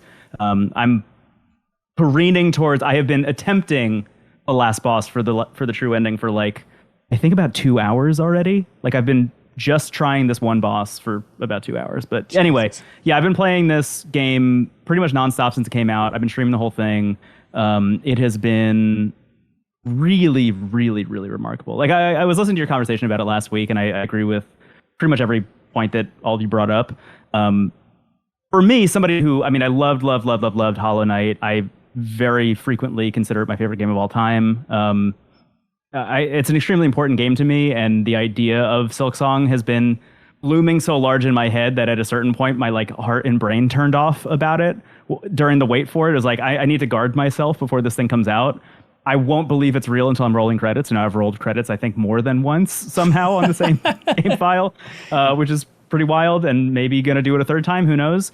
But I'm in the same place Jacob is, where it's like unbelievable amounts of side quests still available, bosses that I'm stumbling upon constantly, new areas that are named and have maps that I'm not finding until 50, 60 hours in. Like, it is shocking how much video game is here, and on top of that, it all just like feels good. And I think this is one thing that didn't come up last week that I do want to dig into, and I feel like Jacob, you're gonna have a lot of thoughts about this. Narratively and thematically is about like really, really interesting stuff. Like, I think there are maybe like 3 levels of read you could have about this game. Like, just on the high level, it's like, okay, cool, we're doing the Dark Souls-y lore stuff. We have all these ideas about Farloom as a kingdom, and how it relates to Hollow Nest, which was the kingdom from the first game. There's all this stuff about just like, okay, you're just getting lore and gleaning it through all this stuff. But then also, Hornet is an authored character with dialogue who is having conversations with people. So there is also this like personal story happening to Hornet simultaneously. And then there's this kind of larger metatextual read that I'm starting to glean the more of it I play, which is like, oh, this is a game about playing really difficult video games also, which is really fascinating. Like, the more of it I play, the more I'm like, oh, it's a game about why we sit down and fight a boss 100 times and lose lose 99 times on our way to that 100th where we win. Like, there's a lot of dialogue that is specifically centered around the idea of people being like, hey, Hornet, do you think you can kill God? And she's like, I don't know, but I'm sure I'm going to try. And that rocks. Like, that's a really interesting thing for this style of game to be chasing. And it's not something I see often, if at all. And it's just like those little bits where they go the extra mile with this game. They just like go and exceed expectations time and time again, I think are the moments where Silksong really encapsulates me in a way that I really wasn't expecting. Because I was like, maybe it'll be good as Hollow Knight, but if it's not, then whatever. Like, I'll always have Hollow Knight. But I think where I'm at with the game at this point, I'm like, I think it might be better than Hollow Knight. Like, I think I am enjoying it more, and I think this is the one that will probably stick with me more over time. And it is still separate enough from Hollow Knight that you could play each of them and have very different experiences, and it's not like this negates Hollow Knight in any way. Like, they Right. stand alone, which I think is really remarkable. Yeah, I think it's at this point, it's like, I would recommend Hollow Knight to almost anyone who likes playing a video game. I think the appeal of this game is narrower because it is like, I want to like validate what everyone is saying. It is unbelievably hard. Like, truly, for a game of this scale and anticipation to come out and be this level of difficulty is shocking. In a way that I find really interesting and is really clearly intentional. Yeah. And they are doing something with it, but like, it is. We have talked a lot about, like, with Death Stranding 2, just the idea of like auteur theory, whatever. Clearly, like, Kojima has ideas that he's doing in the game that might make it, strange and kind of off-putting, but they are clearly someone's ideas. And like that is happening here specifically with the difficulty, which makes it a harder game to have broad appeal, because it is a game where you're just smashing your face into a brick wall over and over. But like the things it's doing with that are remarkable. I think this is permit me to talk about a different game for a second. Of course. One of my favorite locations in a video game, period, is Ash Lake in the original Dark Souls. And to get to Ash Lake, there is you walk up a tree route, and there's a treasure chest and a fake wall, and you hit there's no indication it's a fake wall, but sometimes in Dark Souls there are illusory walls, and you hit the fake wall, and behind that there's another treasure chest in the tree. You think, cool, another treasure chest. In fact, behind that treasure chest, behind the illusory wall, there's another illusory wall. You have to hit two of them in a row. It's a secret room behind a secret room, and you think, there's going to be a secret note. No, the most beautiful place in video games is behind that wall, and they do not tell you about it. And it's like playing Silksong, it gives you those feelings of not only there is so much here, but like they let you discover it or not with such abandon that it really feels like you are uncovering pieces of the world that could have remained hidden, and you just would have never known about them. I beat the final boss of this game for the first time without a primary movement mechanic, and it just let me do that. And then I found it, and I was like, oh, this was here the whole time. It just like it's the level of like confidence that they have in the player to do all of this stuff makes it a moving experience to play. And is part of it just that when they have 7 years, they've just been packing this thing with more and more secrets, more and more optional stuff, and it's kind of feel that way of like there's the main trunk of the tree, but then just an infinite spread every other direction? One of the parts of Hollow Knight is it felt like that too. When you're playing Hollow Knight, you think you've discovered the whole map, and then you discover more, 3 times. But I do think it is like the scale of each of the branches, I think here is that 7 years of like the optional ending is half the game sort of thing. Jesus. Yeah. It's truly shocking how much video game there is after you roll credits the first time. It's pretty remarkable. The 7 years, I think, makes a lot of sense if you look at a full map of the game. Like when you are done with the game, or you've found every area and you're looking at the scale of it, and you think about every piece of authored content, all of the side quests that you're picking up, all of the bosses that you're finding, all of these like optional mini games and all this other stuff that wasn't present in Hollow Knight, it's like very clear where those 7 years went. And I loved that Bloomberg interview where they were like, we just needed to put the pen down at a certain point. Like we just had more and more ideas, because it's so clear, because every 5 seconds I'm finding something new. Like I just, this is a real in the weeds thing, but like I just found out that Hornet can say Pushanka back to the cartographer, who is the person who like makes all the maps for you. And whenever she sees you, she's from a tribe where they're like hunters, and they travel around the world, and they create all these maps. And every time she sees you, the thing that her people say is Pashanka, which is like greetings, warrior. And there's a way to make Hornet say Pashanka back that I just discovered the other day, again, like 50 something hours into the video game, which is like, what? Like little things like that also. Yeah, the number of like single instance interactions in the game is one of those, again, kind of like Kojima, where it's like, why would anyone put that much effort into that Easter egg? Yeah. Like here is this is a mechanical spoiler, not story related, but it's something that happens. In the game, you can get captured and brought to somewhere else. In the game, you can also get infected with a sort of parasite that takes over your kind of combat mechanics for a while.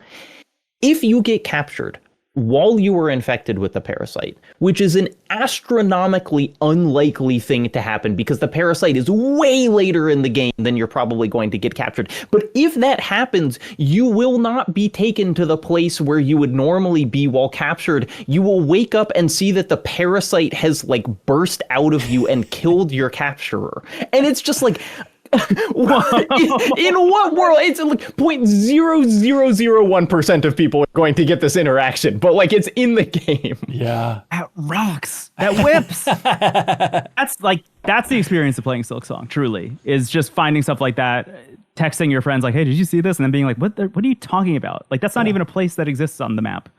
It's amazing.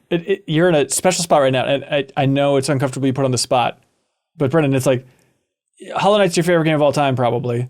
This game's probably better than Hollow Knight. So you're probably playing your favorite game of all time right now. Yeah. Isn't it so fun to be playing your new favorite game of all time while you're playing it? Isn't that an amazing thing? I don't know, like, truly, I think, like, is the game technically better in some ways? Yes. I mean, obviously very subjective.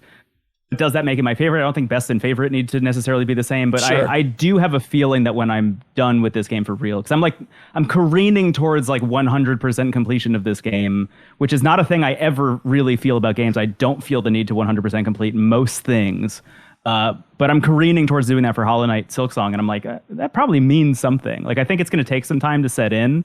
You know, I think I'm going to have to like kind of marinate in it for a little while, but at the moment, I'm really blown away by it. It's everything I wanted from the game and more, like way like exponentially more. It's remarkable. That's so great. It's so cool to see a game like this with an unbelievable, unprecedented level of hype come out and people are actually satisfied with it. Yeah. And it's not even like because they were crunching super hard to make it a 300-hour amazing thing. It's like they, you know, coming out right ahead of release and being like, yeah, we just were taking our time and enjoying working on it. And to have that be like, to satisfy for so many people, it's just cool to see. And it's like, it's different than what we wanted. You know, I think that's the most, it's like the game that I was waiting for 7 years is not necessarily what Silksong is, but that makes it better because I had imagined what game I wanted, and like, it's always better to be surprised by something than get exactly the thing you think you want. Yeah. Yeah. This was the big conversation we just had on NT Aether about it, is like, there are all of these different versions of sequels to highly beloved indie games, right? I think Spelunky 1 to Spelunky 2, I think, is one of the best ever examples of this, where you have Spelunky 1, all-timer, roguelike, and then Spelunky 2 comes out, and a lot of, it seems like the design ethos of Spelunky 2 is, how do we recapture that magic of Spelunky 1 again? Like, how do we take these people who loved Spelunky 1 and make them feel the same way they did while playing Spelunky 1 again all these years later? And that's one version of this. The other version of it is like the PS2 era of sequels, which is like bigger equals better, right? As long as we make it bigger, it's definitely going to be better across the board, which isn't always true, obviously, as well. And I feel like the thing about Silksong is that it's going after both of those versions of a sequel simultaneously and comes out the other end being largely successful with everything. Like, every intention it has, I think it lands on. And there are obviously things to critique about it. Like, I haven't had like, 60 blissful hours where everything was perfect the whole time. There are obviously things that, I would maybe tweak or change, but guess what? They're patching the game, they're tweaking things, they're changing things. Like, the game that's out right now is maybe not the game that everybody will be playing in 6 months. It'll be largely the same, but like, some of the bosses are getting easier, and that's good. I think balance changes are a net positive for everybody, and they're fixing some bugs and all these little things that I think will be maybe annoying right now, might not be annoying in 6 months, but where I'm at right now is joy. It's joyful. Jeff, and maybe they'll fix that map, which you called a dog's breakfast, I believe. Is that what I call it? No, I don't know. I still don't love the map. What about the map? I'm curious. What about the map you like? I can't tell where I'm at on it Other unless than that, I have the compass equipped. And then even then, like the map is so small and the icon is so big that there are just too many times where like I can't tell what level I'm on. I think like, okay, go through the next door down because that's the one that leads out. And it turns out I'm like 2 screens, not low enough in order to get through it. I wanted to share my recent anecdote with the game, which people saw me when I was streaming it last week. I streamed it for like 3 hours, and for like the first hour, I looked really good at the game because I was just kind of like mopping up, like side bosses and things like that I had towards. I'm like 35 hours in, and like I was still in Act 1. And so then I like got to the point where I had to do the first Act 1 boss, the one that was supposed to end Act 1, and I spent like 2 hours of that stream just repeatedly dying to him and like slowly learning the run back from it and slowly learning his moves and just dying repeatedly. And then finally, like my moment came and I beat him and it was awesome. And then the sound stopped, which was a little weird. And then I couldn't move and the game was frozen because it wouldn't play the cutscene that was supposed to play. And I had to restart the game and people were like, oh, surely it saved, and it didn't save. And I hadn't beat the boss and I had to beat him again. And so like I quit the stream at that point and was a little upset because you should be able to make cutscenes play in your stupid game. But then like an hour after that, when I wasn't streaming anymore, like I sat down with the Steam Deck version, or I was playing it on my Steam Deck, which is where I've been playing it mostly. And I fought that boss again, maybe like 6 times before I beat him again. And it was actually like not that bad. The times that I died in like that short window, like I was super close. And it's just like I had already internalized that run back. I had internalized the entire fight. Like I had overcome what seemed like an impossible challenge that they put forward. And like I wasn't mad at the game anymore. That it hadn't like. This game is, I think, a flawed masterpiece, but it's flawed not in terms of like because I ran into a bug. Like it is deliberate choices that they made that like don't always click with me, but they are intentional and they have created an experience that is unlike any other experience that I've had. And I keep coming back to it, even though I should be frustrated by most of it. Last week's conversation, I was it was a roller coaster, and there are obviously things that I'm frustrated by, but like the farther I get into it, it's just like this game is great and I love it. And even the things that annoy me about it, like like Jacob was talking about, I'm interested by the choices that they made, and it has created this game that's unlike anything else. Like the idea that you have for a very large chunk of the game 5 hit points.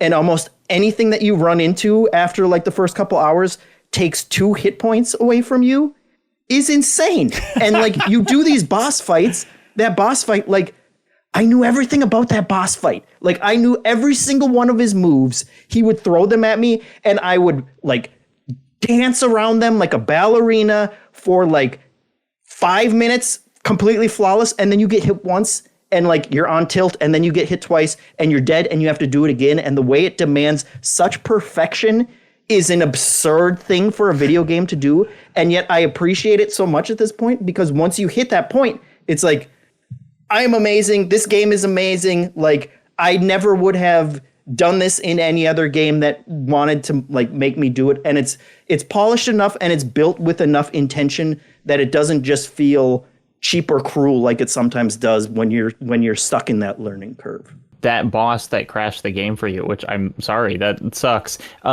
It self-destructs at the end, and I didn't know that. And so the first time that I beat it, I just stood next to it, and it blew me up. And then it also doesn't count as you beating it. And so it's like I had to repeat that boss too. Oh my god. Yeah. Jacob, where are you at? I mean, final thoughts. We assume you've been enjoying it a lot. I mean, do you have a frame of reference for how much you're enjoying it? It's a good question. I think it might be a stickier game. Like it will stick with me more than Hollow Knight because it is so frustrating in ways that Hollow Knight was a really hard game, but it wasn't like this. Truly, I'm wrestling with this or Expedition 33 is going to be the name of the game for me this year because like both I had a tremendously meaningful time playing that game as well, and it's like it is. When that came out, I was like, if anything tops this, it's going to be an incredible year. And even having to have that conversation is really exciting. Wow. Okay. And you feel like trying to mop up everything else in the game that could push you one way or the other. I think I'm not. I don't think I'm gonna hit like perfect 100%. I think I'm probably at like 90, and I'm just going to end it now. But yeah, I'm really excited to see what the true ending of the game does, because its narrative focus has kind of continued to. I've understood it more as the game has gone on, and so I'm curious to see where it ends. Yeah, Jacob, it's so hard, man. It's so hard. It is crushingly difficult. Of all the fights in the game, it is the one that I have been the most. I haven't been like frustrated by any of the bosses yet. Like some of them I'm like, that seems unfair, but whatever. Like the game is difficult, c'est la vie. This is the first one where I'll play for like 45 minutes and then just put the controller down and be like, I need to do something else. And I think the most telling thing actually is that my like cooldown after playing this boss fight in particular is Voidbreaker. I'll like go boot up Voidbreaker, like I'm gonna play this to chill out. This seems like the nice game comparatively. Oh lordy. Silksong, everybody. Jeffem, it'll never be spoken of again until our 210s debate. So you deem it. So we deem it. No, I'm sure we'll Bye, be checking Silksong. in. Bye, Silksong. Pleasure. We love you. Leo Vader, you saw a trailer posted in Slack, or said, anybody want codes for this? Anyone want to play Sky the Scraper? And you jumped in and said, wait a minute, this looks freaking cool. So thank you for jumping into a game called Sky the Scraper with me. It's kind of in that class of trailer for game that we get in there sometimes where it's like no budget. I mean, I'm assuming solo dev on this. Trailer with like stock feeling music over kind of awkwardly cut gameplay. It's just like they don't have room in the budget to make the most amazing trailer for it, and no game seems amazing with that type of pitch. But I look at the gameplay and I go, that actually looks like it would be fun to do. That's the thing. It'll get you. Because I heard y'all talk about it on Into the Aether, and I said, just the name Sky the Scraper is such a good name for a game. Right. Yeah, and coming out of Bit Summit, it's a Japanese developed game, by one developer, Ryo Kobuchi, I believe. But title of the year for Sky the Scraper. The pitch, Brendon, is... The pitch is you play as a character named Sky, who seemingly is living by themselves. You have a phone and you text your parents sometimes, and they're like, hey, we're disappointed in you. Please get your life together. And you're like, guess what, though? I got a job. I clean windows on the sides of buildings.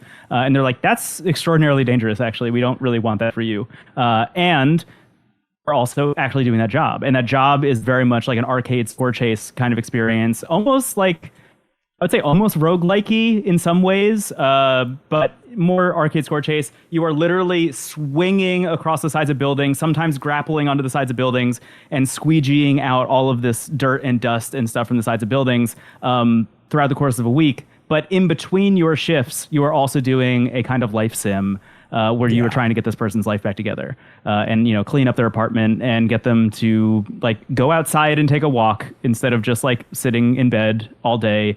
Every once in a while you'll get texts from like people that you knew back in the day and like rekindling old friendships. And then you also need to decide your shift for the week and figure out when you're going to be scraping. Yeah, that's the part that it blows my mind about this game. And I think it is a cool little game. I don't want to overhype it by any means, but like it's just that basic, it feels like, oh, maybe just a game jam. The idea of like, oh, cleaning windows on a skyscraper. Got it. That's a fun little arcadey thing. And then just the experiment of, okay, but how many other systems can you layer in around that to flesh this out in a confusing way of like, okay, then you're going back to your apartment, you're getting new equipment, and then people are calling you, you're arranging which shifts you want when, you're unlocking new neuron paths, for new abilities and tricks to do on the skyscraper, but then also I'm unlocking the ability to now go visit a museum, which might affect my mood, which will change my stats when I'm on the skyscraper again. It's just like all these interesting systems fueling this cute little arcadey experience of cleaning windows.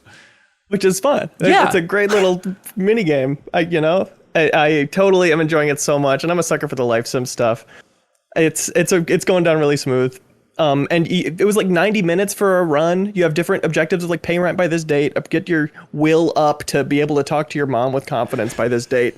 And then for your next runs, you get to spend your XP you earn from how good you did on like a new way to clean windows or a new life path. Like the one I'm on now is a totally different location. It's in the tropics. And now I don't have to pay rent, but I get paid less because my room and board is just included in the job I'm doing. It's like, it's a super small, understated game, but every little thing in there is just cute and cool. I'm really enjoying it. Yeah. And it's so funny to have kind of this, arcadey vibe of cleaning the skyscraper and like, you got your grip meter, gotta let go so you don't fall. But I was like, if I fall, no big deal. And then I fell so fast that first run. It's like, and then the game just moves on. I just am paid less, and there are deductions and all these penalties. It's like, okay, I wasn't expecting that. This is really, I need to play this for keeps as I'm on the side of this building in a fun kind of way. Right. Yeah, falling to your demise and then needing to pay like healthcare costs and stuff was like, yikes. Pretty rough. But also, I mean, the game is also extremely stylish, which I think is the thing that was most surprising to me. It was like the life sim stuff in particular, when they're playing like the kind of smooth jazz, almost like early 2000s inspired smooth jazz, I would say, while you're like deciding all of your stuff and seeing the silhouette of Sky, but not the actual like true character model. Like all of that stuff really, really adds to the production value of, again, this very small thing. It's a game that I found constantly surprising the more I went back to it. And I think, Leo, the point that you just brought up, like, you start in that one spot and then you move on to another one that was a complete other layer of the video game that I wasn't expecting. I was perfectly content with just that one apartment and just that one little version of the video game the entire time. But then finding that there was significantly more was like, yeah, sure, cool, keep experimenting. Great, man. Yeah. I'm on board. I'm excited to play a bunch more runs. Great Steam Deck game. Yes. Yeah, that does seem perfect for it. But yeah, Sky the Scraper is the name of that. I think only on Steam at this point, yeah. Yep. It's $12 on Steam if you want to check that out. But also, hey, there's a game called Trails in the Sky, first chapter. The big remake of the first Legend of Heroes game.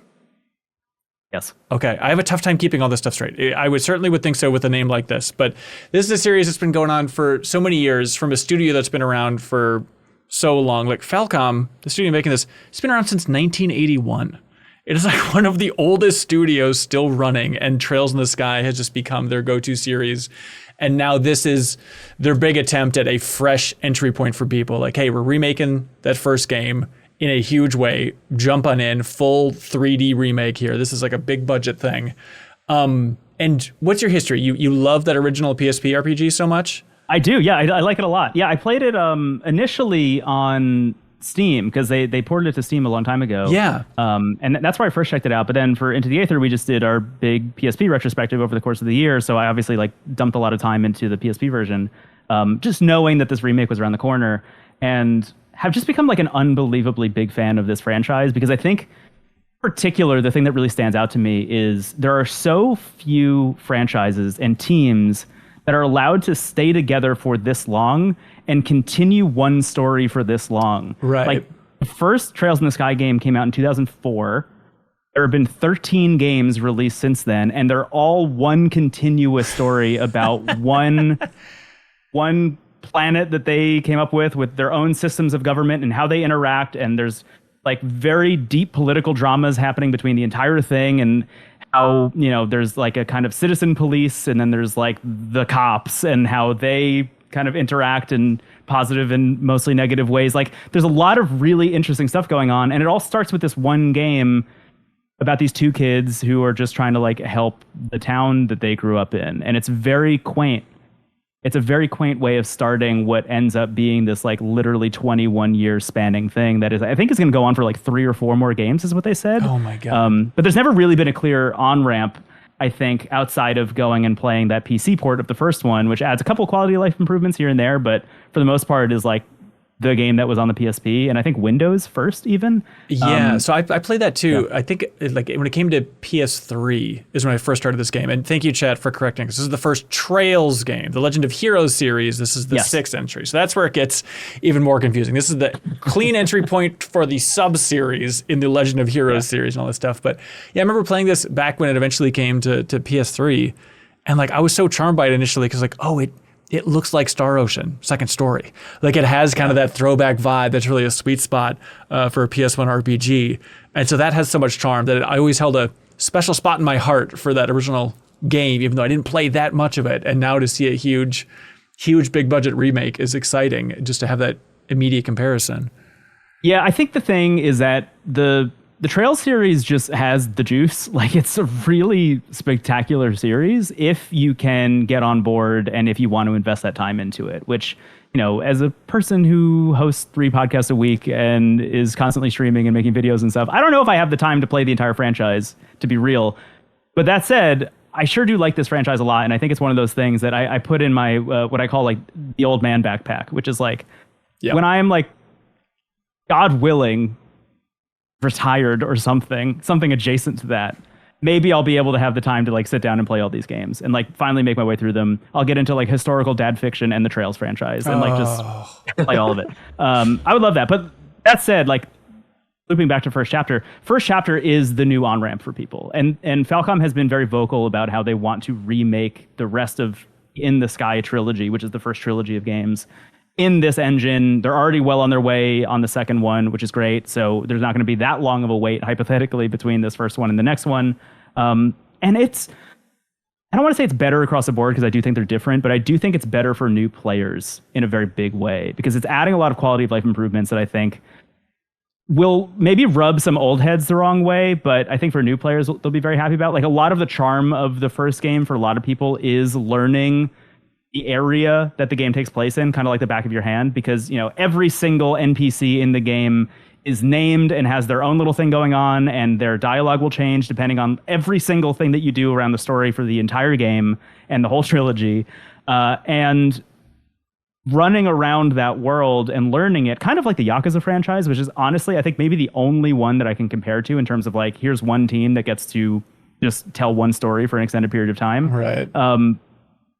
This game now adds fast travel to it, which I've talked to some people who are big Trails in the Sky fans who are like, I kind of wish they didn't do that because, again, the charm is learning it. Okay. On one hand, I'm like, hey, new people expect fast travel, I think, especially in a large 3D remake of this game. Because the first one, as you were saying, almost isometric.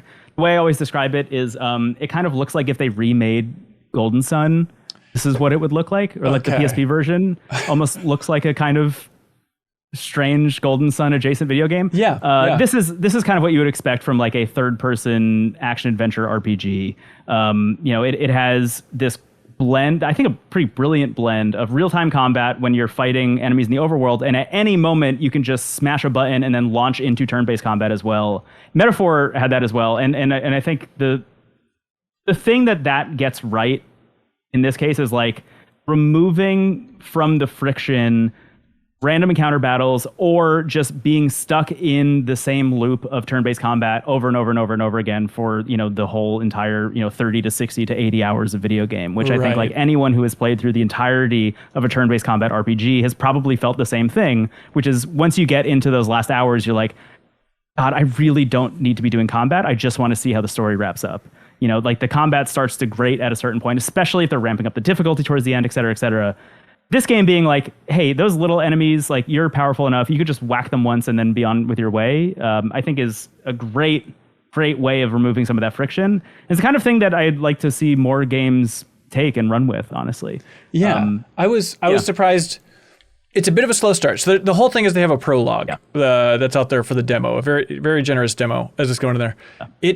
What is the charm of this? Because I went back into it with good vibes, and I was like, "This is too slow for me. I'm sorry, I can't do it. I can't do it right now." But what is the appeal for, like, what does this game do better than most for people jumping in? I think honestly, Ben, like that charm that is maybe turning you off, like that slowness that's turning you off, is actually the charm for a lot of people. I think the idea of these two characters kind of finding their way in their very small town before they introduce you to, here's the rest of the world, here's the geopolitical context of the place that you grew up versus everywhere else that you will eventually visit, and taking these like kind of, it's almost like fish out of water experience for these characters. You get to experience that yourself in real time. And that is a thing that I think requires a lot of confidence on the developer's end to commit to, especially as we're saying for, 13 plus video games of story. But they managed to nail it in this one. But I do think that will be the thing that will turn some people off. Absolutely. Like the slowness of it is the appeal to some people. Yeah. And is to me, as somebody who has played a lot of RPGs over the years. But, not going to be for everybody. Absolutely. Yeah. But September 19th, 2025 for the this week. remake. Yeah, it's on Switch 2, PS5, and PC if you want to jump in there and enjoy Trails in the Sky in a big way here. It runs great on all of those platforms also. Oh, sweet. It is maybe one of the best looking Switch games, like Switch 1 specifically. My wife is playing it on Switch 1, and I've been like blown away by how beautiful it is, even in handheld mode. Oh, that's sweet. Nice. Yeah, check out the demo, everybody. Jeff, I forgot that you were playing Story of Seasons Grand Bazaar. Yeah, I started it. Okay. And I played some of the last Story of Seasons too. Right. They come out with a lot of them. And I always forget the trajectory of like, oh no, it's actually, these are pretty good these days. Like in my mind, I'm like Harvest Moon and Story of Seasons, both those series, they're going to be kind of uneven, but like the reviews came in for Story of Seasons Grand Bazaar and people are like, oh no, it's actually solid. Yeah, I feel, in my opinion, they there was a transition when it kind of came to let's start making these 3D that it took them a while to get over. And they do, like, I'm not super far into this one, but there's like, for me, for farming sims, there is an instant kind of, I can be completely turned off, just like, what does it look like when I start picking up vegetables and like, how fugly are your characters? Like, have you figured out how to make cute, cozy little characters in 3D and like make the mechanisms feel okay? And like this one has been solid so far. Probably the best of like the newer Story of Seasons games. This is a remake of a DS game, I think, right? Yeah, Harvest Moon DS Grand Bazaar. Yeah. Yeah, and so like not a well-loved one, to be clear, also, which I think is very interesting. Yeah. I have enjoyed the Grand Bazaar section of it, which is like basically every week there is a big bazaar where everybody comes to sell their wares, and you have a stall there, and you're like putting out different things, and you're ringing a bell in people's faces so that they'll come buy your stuff and kind of restocking, and that all feels like a fun additional layer on kind of the farming stuff for me. So very early in it, but looking forward to playing more of this one. We did an episode of Into the Aether. I don't know why I did this, but we did an episode of Into the Aether where over the course of a week, I played like 2 or 3 hours of literally every Story of Seasons game. Perfect. Because I'm trying to find the farm sim that I like, because I didn't have that like, I guess like holy moment that everybody had with Stardew Valley specifically. I like that game a lot. I think there's a lot to like about it, but I didn't love it, I think, the way a lot of other people did in my life. So I'm like, okay, maybe there's a Story of Seasons that I'll really connect with. And I didn't really connect with any of them, if I'm being honest. Grand Bazaar, though, is really clicking for me in a way that I'm very surprised by. The 2 games that have really worked for me recently are Fields of Mystria, which is in early access right now. I think I say this everywhere I possibly can, but when that thing hits 1.0 and lands on the Switch, that's going to be a huge deal, that game. Get on the it, other Sarah. one for me, surprisingly, is Story of Seasons Grand Bazaar. And I think it's specifically because of that Bazaar element. So this is a remake of that DS game. And I think what's interesting about this is like the other ones they've remade in the past as they're transitioning from Harvest Moon to Story of Seasons, the other ones have all been like the hits. It's kind of like Disney remaking like, oh, The Lion King made $1 billion the first time. Let's just make it in live, quote unquote, live action again. You know, let's just see if we can like cash another huge check. It feels like that's kind of what they were doing with Story of Seasons, where it's like, oh, everyone loves Harvest Moon, A Wonderful Life. Let's just make that again, but make it Story of Seasons and add some quality of life improvements, and people will definitely buy it and definitely like it. And that seems to be the case. I love them taking the one that didn't work on the DS and being like, hey, let's give that one another shot. There's some cool ideas in there, right? This is the Aristocats remake, yeah. Yes. Okay. This is Treasure Planet. This is Atlantis: The Lost Empire. And I think what works specifically is just adding that other thing. Like, for me, when I'm sitting down and I'm playing a farm sim, specifically Harvest Moon, it's like you have 2 things that you can do. You can farm, and you can walk around and talk to people and build up their relationship meters. And everyone is kind of like fodder to date or talk to, and like that's the video game. And a lot of people love that, and I'm not knocking that, to be clear. That works for some people. But for me, I'm always like, I just want that other thing. It's why in Stardew Valley, I spent so much time in the caves. I was just like alone by myself with a pickaxe and a sword, just like, okay, this is the thing I'm doing. In this game, I think knowing that every Saturday, there's this giant bazaar that's going to open up, and I should just spend my entire week running around farming as much as I can, but then also like foraging around town and seeing what other stuff I can find. and then just showing up at this bazaar, which has wonderful, wonderful, like little kind of mini game, almost WarioWare adjacent mechanics in some ways, where it's like as people walk by, you have to ring a big bell and then you have to get their attention. That's and when good. they show up, they'll tell you what they want to buy, but sometimes they'll be like, oh, I wish you had eggs. He's like, oh, I have eggs in my inventory. Quick. And you replace like the minerals that you have in your stall with an egg really quick, and then hope that you did it fast enough that they'll show up and come buy your eggs. Like, That's cool. All that stuff really works and is really fun. The other thing that really works about this game for me is I just think like the characters are great. The first person you meet is the mayor of the town. It's the town is called Zephyr Town.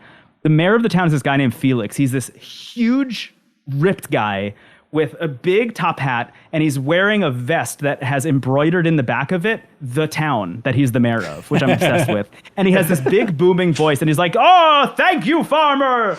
Welcome to Zephyr Town. We're so glad to have you. Our old farmer left us penniless, but now you're back. And he almost has like this. I'm like, sure you sinister will be the energy. one to bring the bazaar back to its Yes. greatness. Perfect. They're bringing like a chosen one element to Story of Seasons. It's very funny. But he has this like almost kind of nightmare capitalistic like freak mode about him. But then it turns out the more you talk to him, he's just a really like loud guy. It turns out that his like Fire Emblem quirk is that he's just really loud. But everyone loves him because he'll just stand in the town square every single day and talk to every person who walks by. And he has a daughter, and his daughter learned that from him also. His daughter just kind of like mingles around town and talks to everybody, and everybody loves her as well. And every character has some level of depth to them that isn't just the Fire Emblem level, like, I'm the tired person, I fall asleep. You know, like that's kind of, I think, how a lot of the Story of Seasons games have played in the past. Yeah. Like, even the character who, I forget his name, but there's a character that you meet pretty early on who's an artist, and he's always like by the riverbank, and he's like painting the town. And when you talk to him, he's like, I'm not very good at this. I don't know why I'm a painter, but I showed up with my painting once, and Mayor Felix saw me and was like, you have talent, kid. Stay here. I'll give you a house. Stay here and paint our town. Incredible. It rocks. I'm really blown away from like character writing, storytelling, and then also like even just mechanic standpoint that this is the game that didn't work and now seems to have had the biggest glow up of all time. Yeah, good choice for a remake for sure. Story of Seasons, Grand Bazaar. They've done it again, everybody. It's out a lot of places. Hey, Jacob, do you know how this whole thing operates? Ben, it operates from a site called Patreon. I'm the only person who pays attention. Yeah, I know. Would you believe that? Yes, And as punishment for not paying attention, Jeffem, do you want to clap on out of here, dude? Yeah, okay. See you guys. Have fun at Bye. patreon.com/MinnMax. 2 ends. That's right. Patreon.com/MinnMax with 2 ends. If you want to get a Steam code for Hauntii before this Monday, jump in at even that $2 tier. We'd appreciate it. But otherwise, help us thank some of our biggest supporters, people like I Am 8-Bit, who have always been there for us. Whenever we have a rough day out in the mines, we can always run home to I Am 8-Bit, and they're there to comfort us with their wonderful online store. And available in their wonderful online store, they have the full celebration of Remedy for their 30th anniversary. So if you're a fan of Remedy, you want a bunch of cool stuff celebrating Alan Wake, Control, the entire history of that studio, check it out in I Am 8-Bit's wonderful online store. And they have a ton of other stuff as well. If you want custom, original, exclusive editions of physical versions of games, great vinyls, great nerdy stuff, check out that store and use that promo code this month, Earth, Wind, and Games. Earth, Wind, and Games for 10% off of everything under $100. Help support I Am 8-Bit because they support the MinnMax community in a huge way every single week by shipping out a prize to whoever has the best question submitted on Patreon. You support us at any tier. You can submit a question every week. We choose our favorite. I Am 8-Bit ships them a prize. This week, of course, it is the Cuphead Show vinyl soundtrack, thanks to I Am 8-Bit. So are y'all ready to look live and remember each and every one of these questions? Mm-hmm. Great. Yes. Not Weirder writes in. Not Weirder says, hey, MinnMax and Brendon. Not a question. I just wanted to share my appreciation for the Wavelengths project.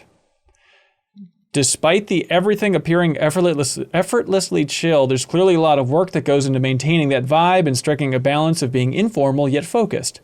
Plus, it's nice to see a channel like this aligned with my own tastes and perspectives on games and the games industry. Also, he runs a blog, and that's cool to do in 2025. Good blogging is back, baby. Thank you so much. That's really kind. Extremely nice. Yeah. Hey, Wavelengths. It's I film everything right here on this little ottoman, and that's the secret, folks. That's the secret to keeping it chill and low key. Sit on ottoman. Leo knows. Leo's in a couch right now. Yeah. Leo gets it. But this plus having to turn everyone's volume down so it doesn't echo, it's a little too low key. It's like people are whispering in my ear. Oh, love okay. that. We can Yeah. scream for you, man. Your cat also. We haven't mentioned this once. Your cat's going wild. Has been going wild during this recording, loves which me. It's I'm cringe. loving. Very chill. He's sweaty. He's a tryhard for my fiction. Christopher Reardon writes in. They say, "Hey everybody, Acords and Aetherites." They say, "What's everyone's favorite Vita game?" This is too easy for you. This is leading right into the future of Into the Aether. Yeah, buddy. let I me got grab my my- Vita literally right here. Yeah. Oh, Leo's getting. Yeah. Okay, I assume there's some Ridge Racer you're gonna fall Leo's in love gone. with or I'll something answer. there. Okay, wait. Here's a question. Are we counting? Do we think that it can only be Vita exclusives, or can it be like cross-platform that also released on Vita? You can I say- have. I could bring up an answer for each. I guess. Yeah, you can say cross-platform, but I do think it's a little bit less cool to say a cross-platform game. You know, you Okay, understand. I think the thing about the Vita that worked immediately for me specifically was that it was like kind of holy grail for people who really love indie games of that time. And I already mentioned on the Yes. show, Spelunky in particular, I had my like real moment with on the Vita, more so than anything else. Shout out. I love Spelunky on the Vita specifically, and I think that that solidified it as one of my favorite games ever made. But I think if I had to go like Vita exclusive, the one that comes to mind immediately is Freedom Wars, which just got re-released also. yeah. Freedom Wars is such a bizarre, fun swing. Just like what if sci-fi apocalyptic Monster Hunter is very, very fun. Cool. I love my Vita so much. I'm right there with you with Spelunky. Definitely the game I played most on it. So good. And, you know, local co-op, couple Vitas together playing Spelunky. What's better than that, huh? Yeah. But to me, Did you know a bunch of people with Vitas at the time? just my one new best friend that I was just meeting at the time. So kind of one important connection on it. Yeah. I basically got like peer pressured. I was writing for a video game website that doesn't exist anymore at the time, and we all got Vitas around the same time because they were all like real Persona heads. I never played a Persona Yes. before, and Persona 4 Golden was like the thing that I bought this for. I did play some local co-op there. Oh yeah, dude. Vita box for Persona 4 Gold. I Receipts. don't know why I still have it around. Yeah. But to me, it's empty. By the way, it's probably in my Vita actually. Obviously, I mean the Vita exclusive to me, it's plainly and clearly Tearaway. Yeah. Yeah. The best one. That's like the definitive. If there's one game to remember this console for, which is funny because it's kind of the one that used all the gimmicks, which those types of console games on consoles with gimmicks aren't always well remembered. But Tearaway, which was the Media Molecule like campaign single player game, did a lot of really clever stuff that is really fun and memorable. Your finger on the rear touchpad. What was anybody going to do with the rear touchpad? But they have it where you put your finger on it and your finger comes up through the like papercraft world. That's excellent. Yes. And it'll pan up to the sun and it'll be the front facing camera, your face in the sun. Cute, memorable stuff. They used the front and back facing camera, that thing, which I think was remarkable. Yeah, they really used everything they possibly could. That game rocked. That game really rocked. Did you play the PS4 one? Unfolded? No, I forgot about that. I didn't either. I loved the on Vita and then did not play the PS4 one. I feel like I am personally, you too, I guess now, we're both personally responsible for that franchise not existing anymore. Yeah, I only played that PS4 one, but I always felt like, well, it's not really the Vita. I understand the Vita. Like, you can't get your picture in there because like your face can be the sun or whatever in Tearaway right on the Vita. But like the PS4 version, I felt like this isn't the real thing that I'm experiencing. But I enjoyed the heck out of it. It's so weird with like those gimmicks and stuff because I always assume that's just like the producer from Sony in their ear being like, just gimmick the hell out of this thing. But I remember playing Uncharted Golden Abyss. Yeah. And I was playing it on the flight for the Game Informer cover story on Days Gone to visit that studio because it was Sony Ben that made it. So I'm like, well, I should probably play their big Vita game. And so I was playing it on the flight, and there was a whole section where you had to like hold the Vita up to a light because you had to look through paper or something and see like secret notes. The map. Yes. You needed to hold the light up to the map. Thank you. But I was playing on a flight and it was dark and like everyone was sleeping around me. So I had to turn my overhead light on and annoy everybody just so I could get through this stupid section in Uncharted Golden Abyss. But it was very satisfying then to like get to the studio and be like, wait, why'd you guys make me do that on that plane? Those stupid gimmicks. And they were like, Sony didn't even ask us to do that. We love the gimmicks. We love putting all that balancing to walk across. Like, that's just us, baby. That's pure natural dev passion. So, okay, guys, you're out of your mind, but okay. That's hilarious. I was so impressed by that game at the time that there was an Uncharted game on the Vita at all. Yeah. Pretty cool. I wonder. Yeah, Vita means life. I don't know if you all knew that, but That's an interesting point. Same. Tokyo Game Life. Hey, Vita means life. Question from Tokyo Game Life. Their question Tokyo is, Game Vita. have you ever parried anything in real life? In Real Vita. In real Vita, as we say. Living the life loca. If so, what is your most memorable parry for something in real life? You know, I thought about what this might mean, and my first thought was like catching a bug out of the air or something, but that still feels like an attack more than a parry. Yeah. I thought about like verbal parrying. That's good. Like once there was this kid who I really didn't like, and he made kind of like a shitty joke, and I recognized that it was a joke that he was just repeating from Family Guy instantly, and I like said like, I saw that episode of Family Guy too, and it was like, you know, it was me doing the Makiri counter. Sekiro. It was just like, put that guy down. But other than that, I don't know. Have you guys ever seen the movie Ip Man? One of the best martial arts movies ever.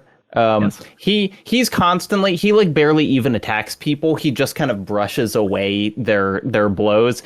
And so every time I watch Ip Man, then I kind of like get into fights with my dog where I'm just like just kind of like batting away her paws, and that's always satisfying. That's good. Did you try to parry that tree when it fell on you and almost crushed you and your This is fiancé? what we were saving it. Yeah.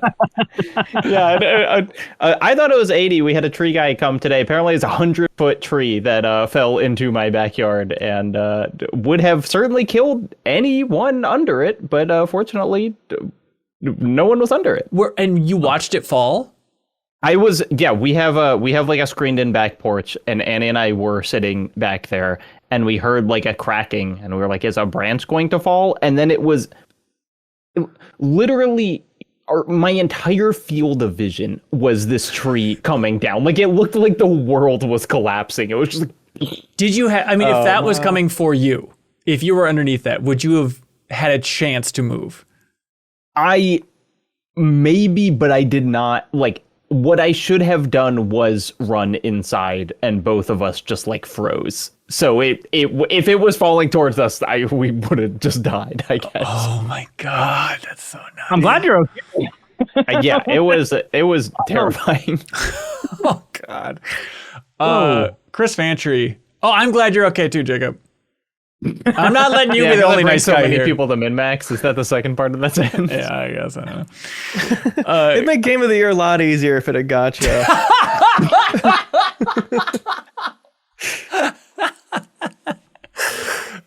Chris Fantry says, hey, everybody, can you gush about a game from your past that you haven't brought up before?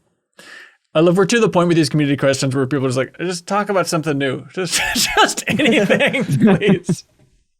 Is there something that you haven't? Okay, please. Okay. The year, I think, is 2012. I'm on my way to work. I am currently at a horrible job where I'm selling refurbished desk phones from the 1970s on eBay.com for a guy. I'm on my way to work, and I stop by a Starbucks, and it's the era where they're doing like free albums and TV shows and apps and stuff, and you get these little cards. And I take the free app of the week, and it's this game called Domino Drop. It's by one guy. It is the most beautiful arcade game I've ever played in my life. It is like fully skeuomorphic. It's a take on both dominoes and Tetris simultaneously. It has this incredible like jazz soundtrack where when you go into the settings, there's an actual record player that you can like touch and mess around with in the settings.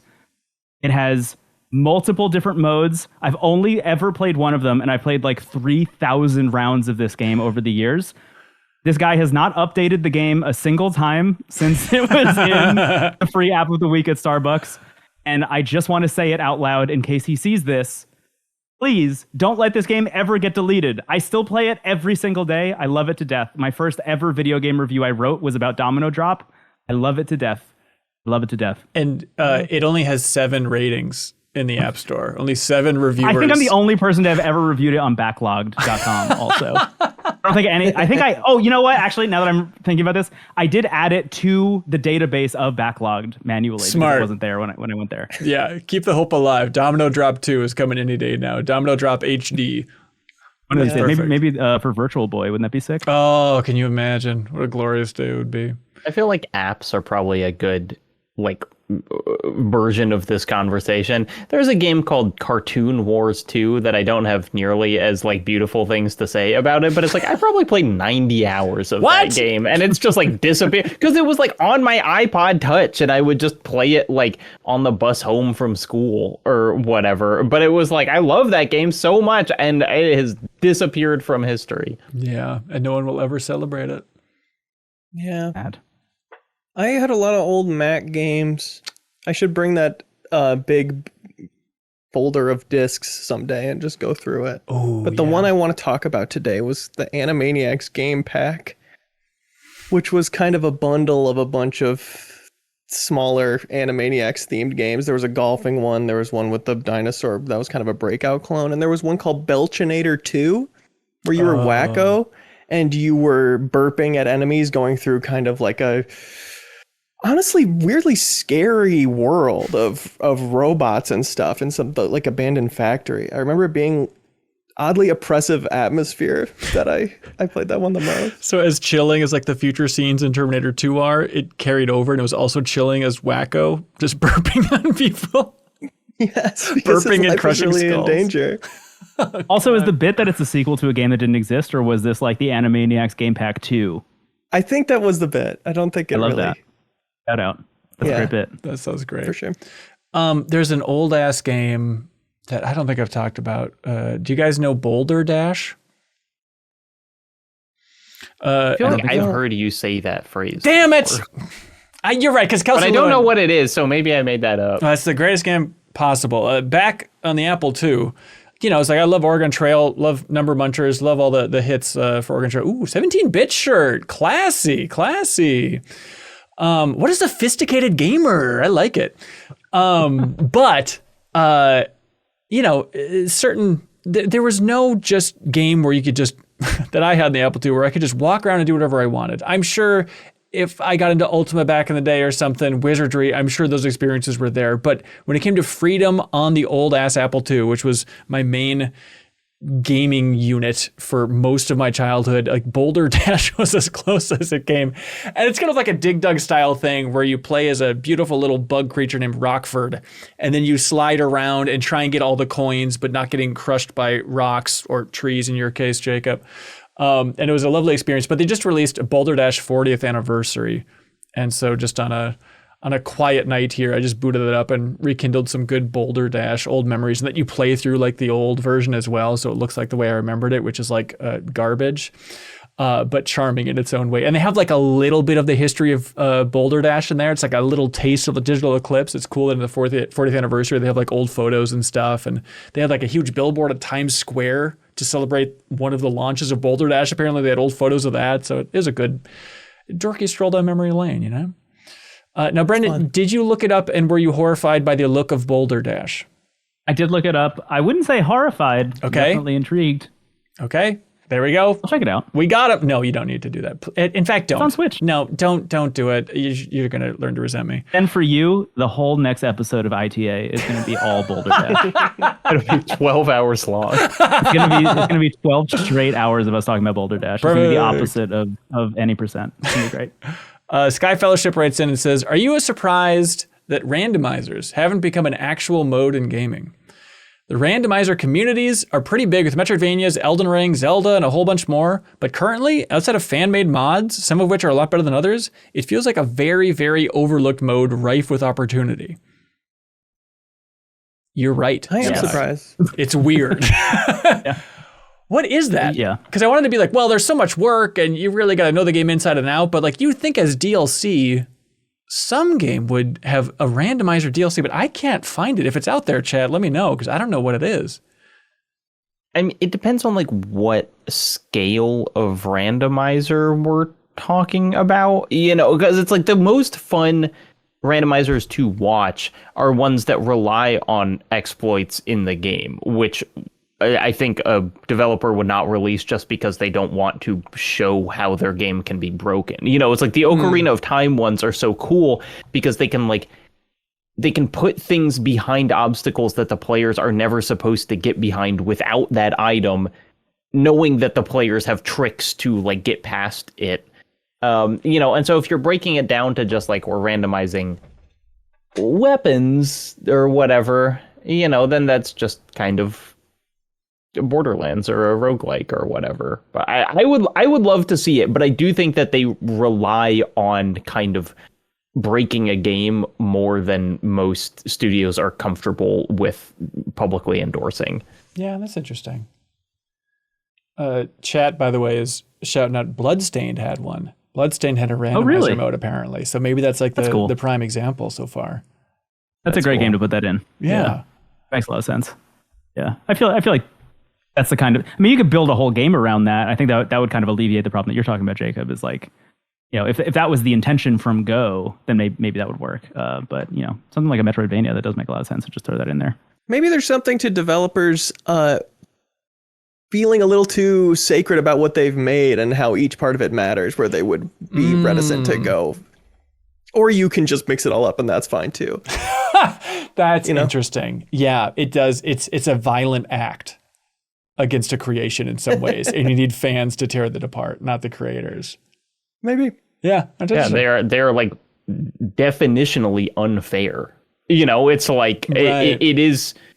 it takes a lot of talent to play a randomizer. You know, I really don't think they are for even just people who are, you know, passionate fans of the game. You know, they're popular in the same categories as speedruns are. Yeah. Hitman Freelancer is kind of a randomizer mode. Yeah. That's true. That's a good point. Villas writes in, they say, hey, everybody, I was playing Road to Empress the other day. The new FMV game set in 7th century China's Rear Palace, and it's very enjoyable.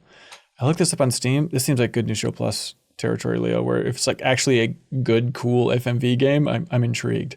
Nice. What is the name of it again? Road to Empress. And they say, my question pertains to the flower and egg mechanic in the game, where players can affect an online leaderboard of the different characters' popularity in the game.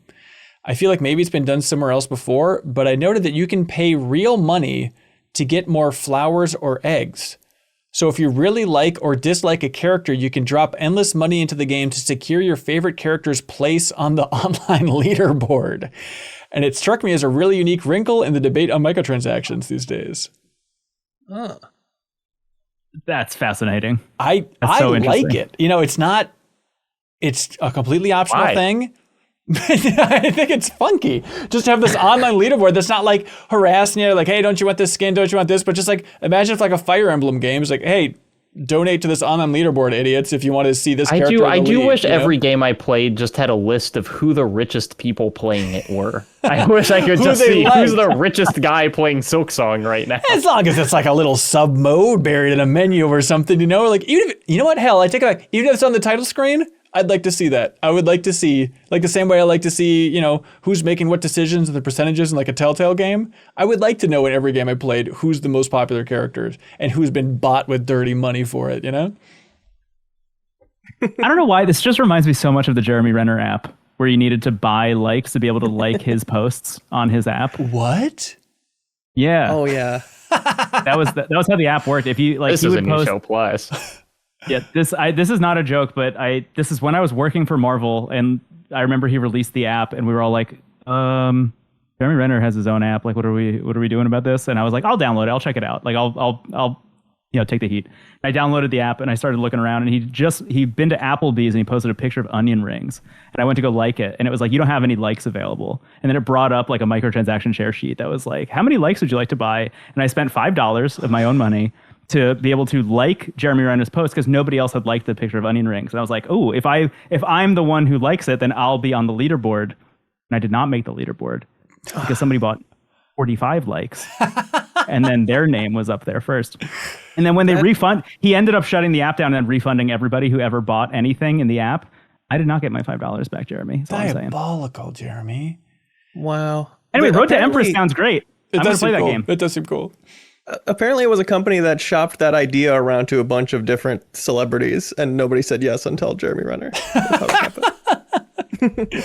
Apparently, Sarah, of course, has been streaming Road to Empress. How is Sarah so ahead of all of us? I feel like she's in next year with her taste. It's not fair. That Smiley Raven writes in, and they say, everyone on the planet has unanimously decided, I don't know if you guys heard about this, they decided that swear words are no longer bad or naughty, and swearing is now acceptable in every situation. Great. Well, you say that. You say devil horns, Brendon, but how long until it loses its luster? Would you still continue to use the occasional swear? Or do you think there's no point if it is fully acceptable in every situation? F word's not going anywhere. It's too handy. The F word is syllabically what your body wants to yell when you stub your toe. Subconscious, baby. Right. Yeah. And that's the weird thing is every other language, when they stub their toe, they're like, why am I saying this nonsense word? I'm depressed now. I'm out of touch with Ask myself. someone who doesn't speak English, what's the one word they know? They're going to know the F word. Because of their toes. So always good, always useful. I like it as a thought experiment, though. I do think it would probably you don't realize it consciously, but you are using it for an extra punctuation. And if that punctuation is gone, it's just useless. What are we doing? It would be less fun for sure. I think it would just be generational. I think it would become like radical. You know, that it's like I would never stop saying those words because they are just in my brain. But like, if there was no taboo to them, I don't think young people would. You know, it's like swear words have stuck around as slang for way longer than most slang. Right? I think it would kind of be like tattoos in a way, where it's like tattoos kind of go in and out of being a rebellious thing. You know, like right now, I feel like tattoos are not seen as rebellious at all. I feel like the next generation will probably bring that back in some way, shape, or form. Do you think so? Or is it just that their rebelliousness is just deflated? Like, maybe they're just out. Maybe they're just out entirely. Do you think that we'd make an even worse? Like, we'd go to the lab and somebody would come out and be like, I've made an even worse swear word. I've made something we have so even worse horrible. swear words now. Yeah, that's true. That's a great point. Prove it. You're right. Yeah, but like, if they'd be words you need to like unhook your jaw to pronounce, like just really effed up thing, slit your tongue in half. Yeah, to that say area of like, what is the thing that shows every sound the human mouth can make? It's like we're pushing into new territory with some of these words. Yeah, that'd be sweet. I think there's always going to be. I think they do mean different things sometimes. It's like, and I'm sorry for being blue here. To take a poop is going to be less gross than taking a shit. A shit is like, whoa, something serious happened. You know what I mean? If you're trying to communicate one or the other. Right. Okay. Yeah. They're never going to be totally equal. I don't know. You saying the word poop actually weirded me out more. So I don't know if that comparison exactly works. But. Sure. John Skovic writes in, they say, 2XKO just released in closed beta with a full 1.0 launch happening soon. It's the most excited I've been for a game release in years. I've been absolutely devouring every piece of content about the game when I'm not playing it, and I'm thinking about it all the time. What does being excited for a game look like for you in 2025? Are you refreshing the developer social media, rewatching trailers, speculating on Reddit? It's a good question. I think for me, the easy answer is a video game comes out and then I spend 60 hours somehow playing it almost all the way through to 100% within a week. I think that's probably my answer. Okay. You know, maybe that'll happen someday. Maybe a game will come out that I'll do that with. But I think that's probably what it looks like for me. But it's also, you were suppressing your emotions before release. So that's what it looks like. When you're most excited for a game in 2025, you are trying to throw your emotions and excitement in an ice bath just in case something happens to it. Yeah. Well, yeah, there was so long where I just assumed that Silksong would never come out. Well, not that it would never come out, but it was just like, you know, they kept saying like, oh, it's next year. Oh, here's an Edge magazine cover. You know, we're going to have a whole feature about it. Maybe it'll be coming out any minute now. At a certain point, I was like, I just need to stop listening to any and all communication about this, except for here's the date. Yeah. Definitively. You know? Yep. Yeah. If I were to go based on what happened to me yesterday, hype for a game in 2025 is me forgetting that Skate was going to come out despite being excited for it. Seeing that it dropped in early access, starting the download, seeing the reviews that unanimously hate it and think it sucks and there's nothing in it. And then canceling the download and not bothering. No, Leo. I'll check it out when people think it's worth checking out. Yeah, I guess that's just the weird EA state on early access, strangely enough, of just kind of like, all right, it's clearly not there yet. We can wait. Yeah. Is that thing free to play? Yes. Yeah. Free to play right now. I didn't know even that. in early access. Yeah, hearing Jeff Gerstmann say that it felt soulless, I was like, okay, they can add a soul. They can add a soul after the fact. It happens to people all the time. Yeah, you can patch in a soul for sure. Yes. We've heard your feedback. I think in general, my hype used to be I would watch absolutely everything I could, consume everything I could about the game, and hype in general now for like movies and everything too is like if I'm hyped for something, I don't need to watch anything. I just am excited to go in as blind as possible on the day, and I feel that way about video games for the most part now too. Yeah. It's like I do need when I'm not sure, I do watch a lot of stuff and I do get sold on it and I do get excited about it. But when I'm fully bought in, I'm more than happy to experience it myself. Yeah, I wonder if it's just like those levels of like, social media, following them, seeing how the subreddit's looking, as if they're picking up some teasers or some info coming from places I didn't expect. And then like the highest level would be like, I'm joining the Discord before it comes out, right? Like that I think is peak hype in 2025 for my frame of view here. There's not that much. I think I avoid everything when beforehand. I know I'm excited with the game just because it's like, I really don't play video games before 4 p.m. most days. And if I just like find myself playing a game at 11:30, I'm like, oh, this is a.m. I should say. And like, this is significant. You know, it's like I'm pretty strict with my work days or whatever. And it's like if I looked up today and I was playing Hollow Knight and I hadn't eaten lunch yet, I was like, oh boy, something's happening here. Yeah, once it's actually out for sure. Hey, speaking of endless hype for a game, Leo, what's going on with Streets of Rogue 2? Is that game coming out? The demo is out and it's being updated basically like it's early access. But it's not formally early access yet, and they're not announcing the date until they're super sure. That's what they keep saying since they missed so many dates before. Okay. So it's playable and they're adding new stuff to it, but it's in a very, very early state, and I haven't bothered too much yet, even though I keep thinking about it. Okay. I keep wanting to. Adam Castellanos writes in and says, I have a slight stutter, and it always made me think that if I was on a podcast, my stutter would come out in the worst way possible. Did any of y'all have to get over any speaking quirks before you started podcasting in a big way? Yes. I took this question to mean just in the era before I started podcasting, which is when I was starting elementary school. I went to speech therapy, and there were more phonemes that I could not say than I could say. Like, they were like, here are the letters of the alphabet. Here are the ones that Jacob has trouble with. And it was like all of them. Oh, no. So, which is a lesson to you.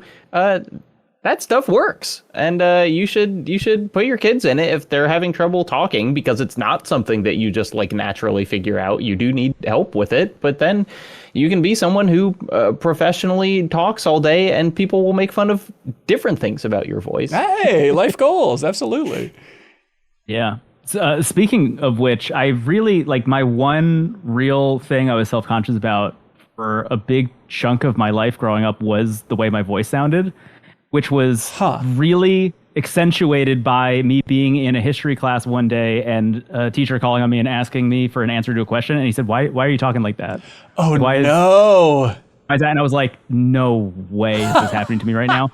And what I ended up doing like literally a week later was I made my first ever YouTube channel and just was like, I'm just going to brute force my way through feeling this way by just needing to edit my own voice constantly. And I've been doing it ever since. And I think I had a very brief, this was for a job I had, it was super weird. I had a very brief 4-episode run of a radio show on Sirius XM. What? And in episode 1, the first thing I did was shout out that history teacher, be like, look at me now. Good done. Yeah, how'd you get started in the whole podcasting thing?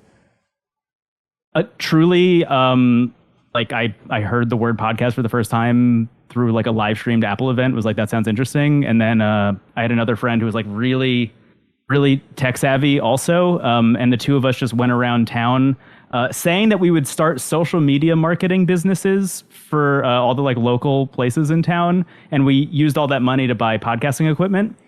And then we sat down and we made one episode of a podcast, and it was horrible. We never did it again. And he got over that. And guess who didn't?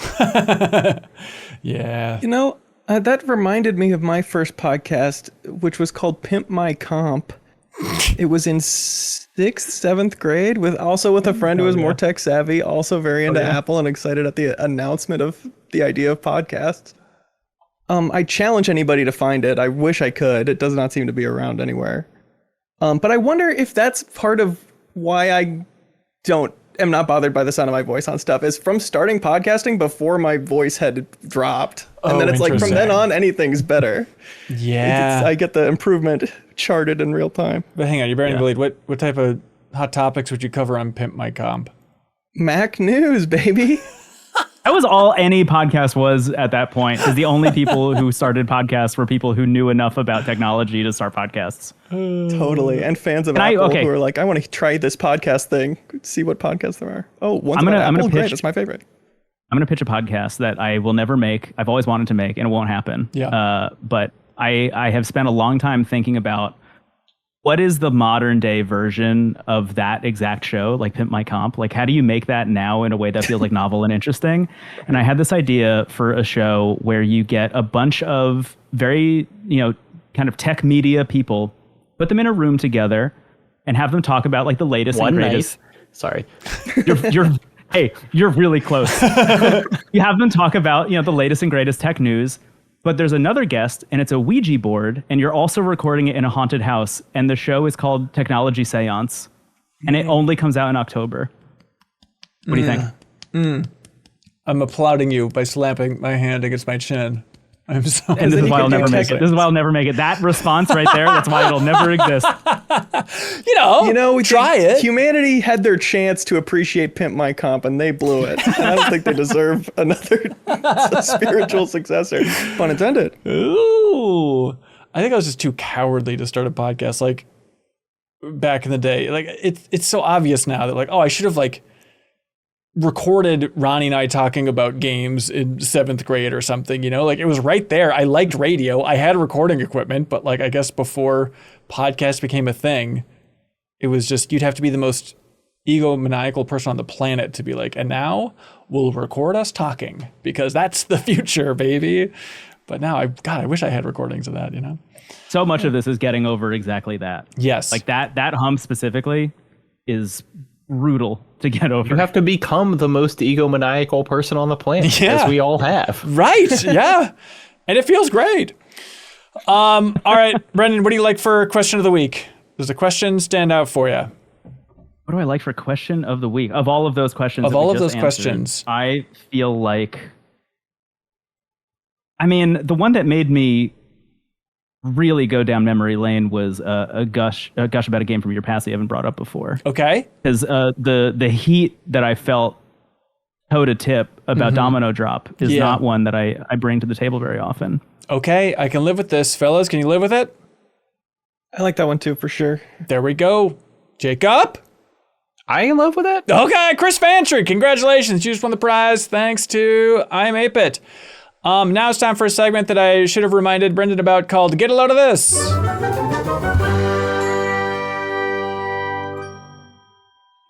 I'll go first, so Brendon has plenty of time to think about a little factoid or tidbit or something to share.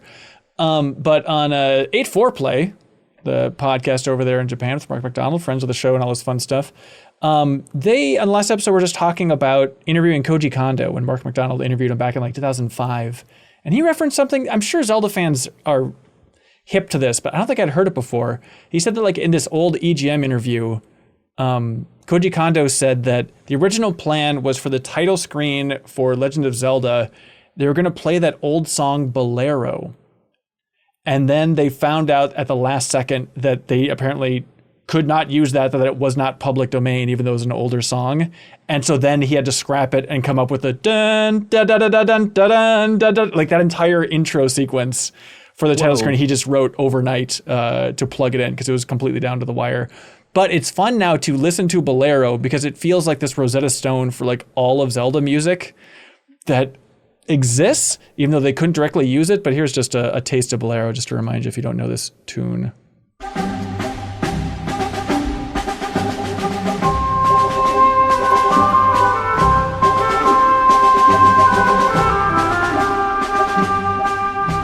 I have a story about this song. This song? What is it? We played it in band class in high school. And I never ever played snare drum or bass drum parts because that was the jock, the percussion section would jump on those and I would end up playing xylophone or bells or triangle. Yeah. But then our snare drummer was sick and I had to step up and play the snare part, which is very core to the song. And it was So I was like, the full song? Because it's like a 15-minute song of nothing but snare. I doubt we did the full thing. Okay. But it was like simple snare part, but you have to be perfect on the tempo for a very long time, you know? Yeah. And you did And it? so I was like panicking in the closet, like doing it over and over again, like drilling it in, and then I did it on stage for the first time, and I remember my conductor giving me a big thumbs up after. Whoa. There we go. That's sweet. You're a regular Koji Kondo, aren't you? And he was a Koji conductor. Get a load of this. We're not done, Jacob. We're still riffing. No, sorry. Go ahead. The banter was warming up. Get a load of this. You know what the best time is to plug a new book that you have at the end of a 3-hour podcast. Yeah. That's right, everyone. I'm coming out with a new book. Woo! If you bought and purchased my game How a Game Lives, or if you didn't and want to know what all the hubbub is about, I've got a new on at least one shelf. Hey, look at that. Ben, you making room it's in with my those studio in the Ulysses S. basement. Grant biographies? It's downstairs. I could move it up any second. I swear. Historical dad fiction and the entire Trails franchise. So this is another collaboration with Lost in Colt. It is a collection of my essays that I'm annotating to hell, and then I have a bunch of other writers and artists coming in and doing work on them. The book is called You're Not Overthinking This, or You're Not Overthinking It, excuse me. It's about my kind of less game focused essays. There are still games in there, but it's a lot on the kind of like my essay on head transplants, or my essay on like death of a salesman, or the capital punishment, or whatever. And I'm really excited about the book. It's got incredible authors. Remy Sue, the creative director of 1,000 Times Resist, is writing an afterword for one of these. There's going to be like a mini graphic novel in it. It's going to be really cool, and you can pre-order it right now from Lost in Colt's website. That turnaround was absurd. Well, it took a really long time to get those books printed. Okay. So, like, I have been working on this since last year, basically. Wow. It turns out Lost in Cold had never had to print as many books as they had to for my run, which was very flattering. But that we had to, like, find a new printer and, like, kind of reconfigure the supply chain around that. And so it took longer than I wanted for the first book to come out, but then this one gonna hopefully come out pretty promptly. Sweet. Congratulations. Congratulations. Man. That's huge. Yeah, that's really exciting. Super cool. Yeah, links below if you want to check this stuff out. Leo, you got one? Get a load of this. I once said, damn, I wish I could play PS5 on my Steam Deck like how I stream PC to my Steam Deck. That'd be so nice. Too bad we don't live in that world. And I got a bunch of lovely comments telling me exactly how to do that. And it's awesome. It works, frankly, better than Steam Remote Play does onto Steam Deck. Less buggy and more reliable. It's called Chiaki 4 Deck. CHIAKI 4 Deck. The link I've provided here is the how-to to set it up. It's a total breeze. So easy. Death Stranding 2 played so great on my little Steam Deck. That's sweet. That's cool. That's great. That's Yeah. great. That's wonderful. Hey, get a load of this. I thought I'd bring some other handheld news. I think that's thanks for teeing me up, Leo. But I think in the world of handheld news, which I feel like is not a thing that you guys cover very often, which I feel like is a fun thing to just kind of inject right at the end here. The world of handheld news is very interesting because we're starting to get our first handhelds, which are dual screen and running Android, specifically built for emulating Nintendo DS and 3DS games at high resolutions than the original games were played at. Funky. You can now, starting very soon, there are 2 devices on the market at the moment. Starting very soon, buy these handheld emulators, download your games, rip them from your DS and throw them onto an SD card and on here, and have them with 2 screens playing at like 8x resolution if you'd like to, which is very exciting. That's sweet. I think it's going to make 2026 a very interesting year for handhelds and beyond. Awesome. Cool. Link below for all this fun stuff, including from Tortolia. They shared a post in the Discord here, which, of course, is from Mario Broth blog on Blue Sky. But they say that development files for Yoshi's Island reveal that Yoshi was originally meant to have a human voice. And lines for transforming into various forms, including unused ones like Tree Yoshi, have been found. So this is early Yoshi's Island stuff. If you want to hear what Yoshi's voice was going to be, here we go. Those new curse words we were talking about? Yeah, listen to this. It's all of them. 走っちゃおうかな飛びます潜っちゃおうかな So he's turning into the mole. He says, perhaps I'll burrow. You know, Yoshi stuff. All right. Good, funky, weird stuff. There you go, everybody. Brendon, thanks for joining us, sir. Thank you so much for having me. So great to meet you all. Really a pleasure. Yeah. As always, I love this show. Absolutely. Yeah, keep up the good work on your end. Say I'm hi a to backer. Steve and You all that should fun stuff. back the show on Patreon. Oh, please. Where would you like to point folks? The best place is wavelengths.online. It's the blog, and it's also where you can find me across everything else. YouTube, all of the podcasts I do, et cetera, et cetera. Awesome. Cool. Check it out, everybody. Links below for all of Brendon stuff. Thank you so much for being a great guest. We have a ton of stuff coming up here at MinnMax, and in the past, a ton of stuff has been going up at MinnMax. A new episode of Pew Pew Bang dropped this week, all about cooking. Believe it or not, very fun episode.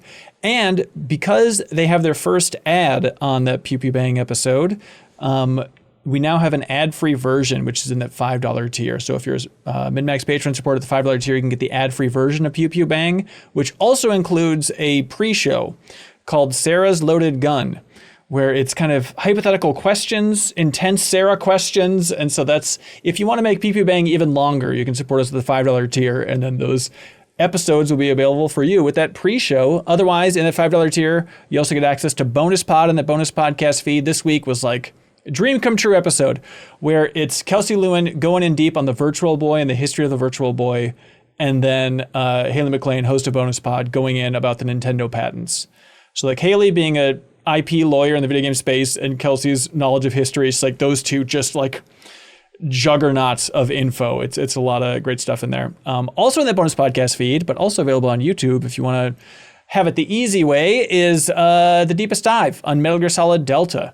We just posted the middle episode. We have one more coming up, so we'll have a post up on Friday. If you're a Patreon supporter, any tier, you can submit your comment about the end of Metal Gear Solid 3, Metal Gear Solid Delta.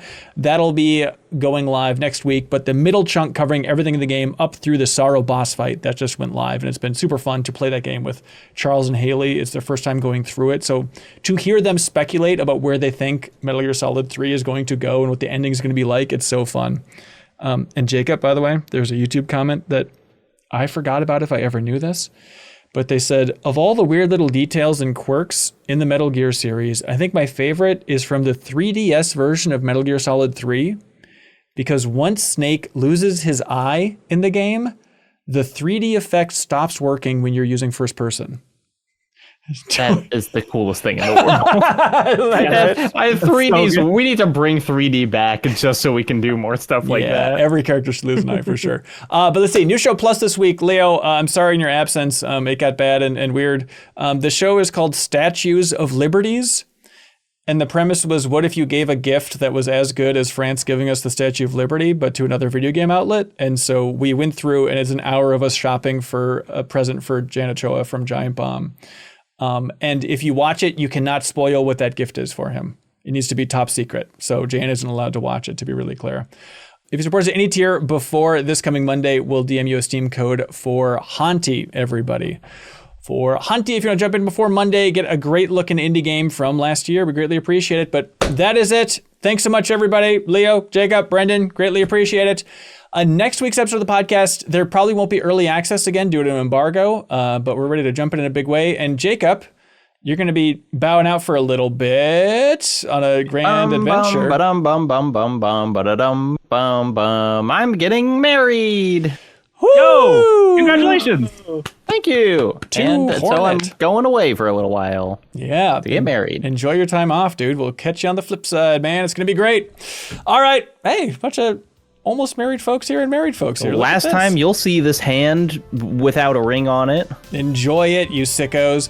All right, until next time, be good, have fun, let's go.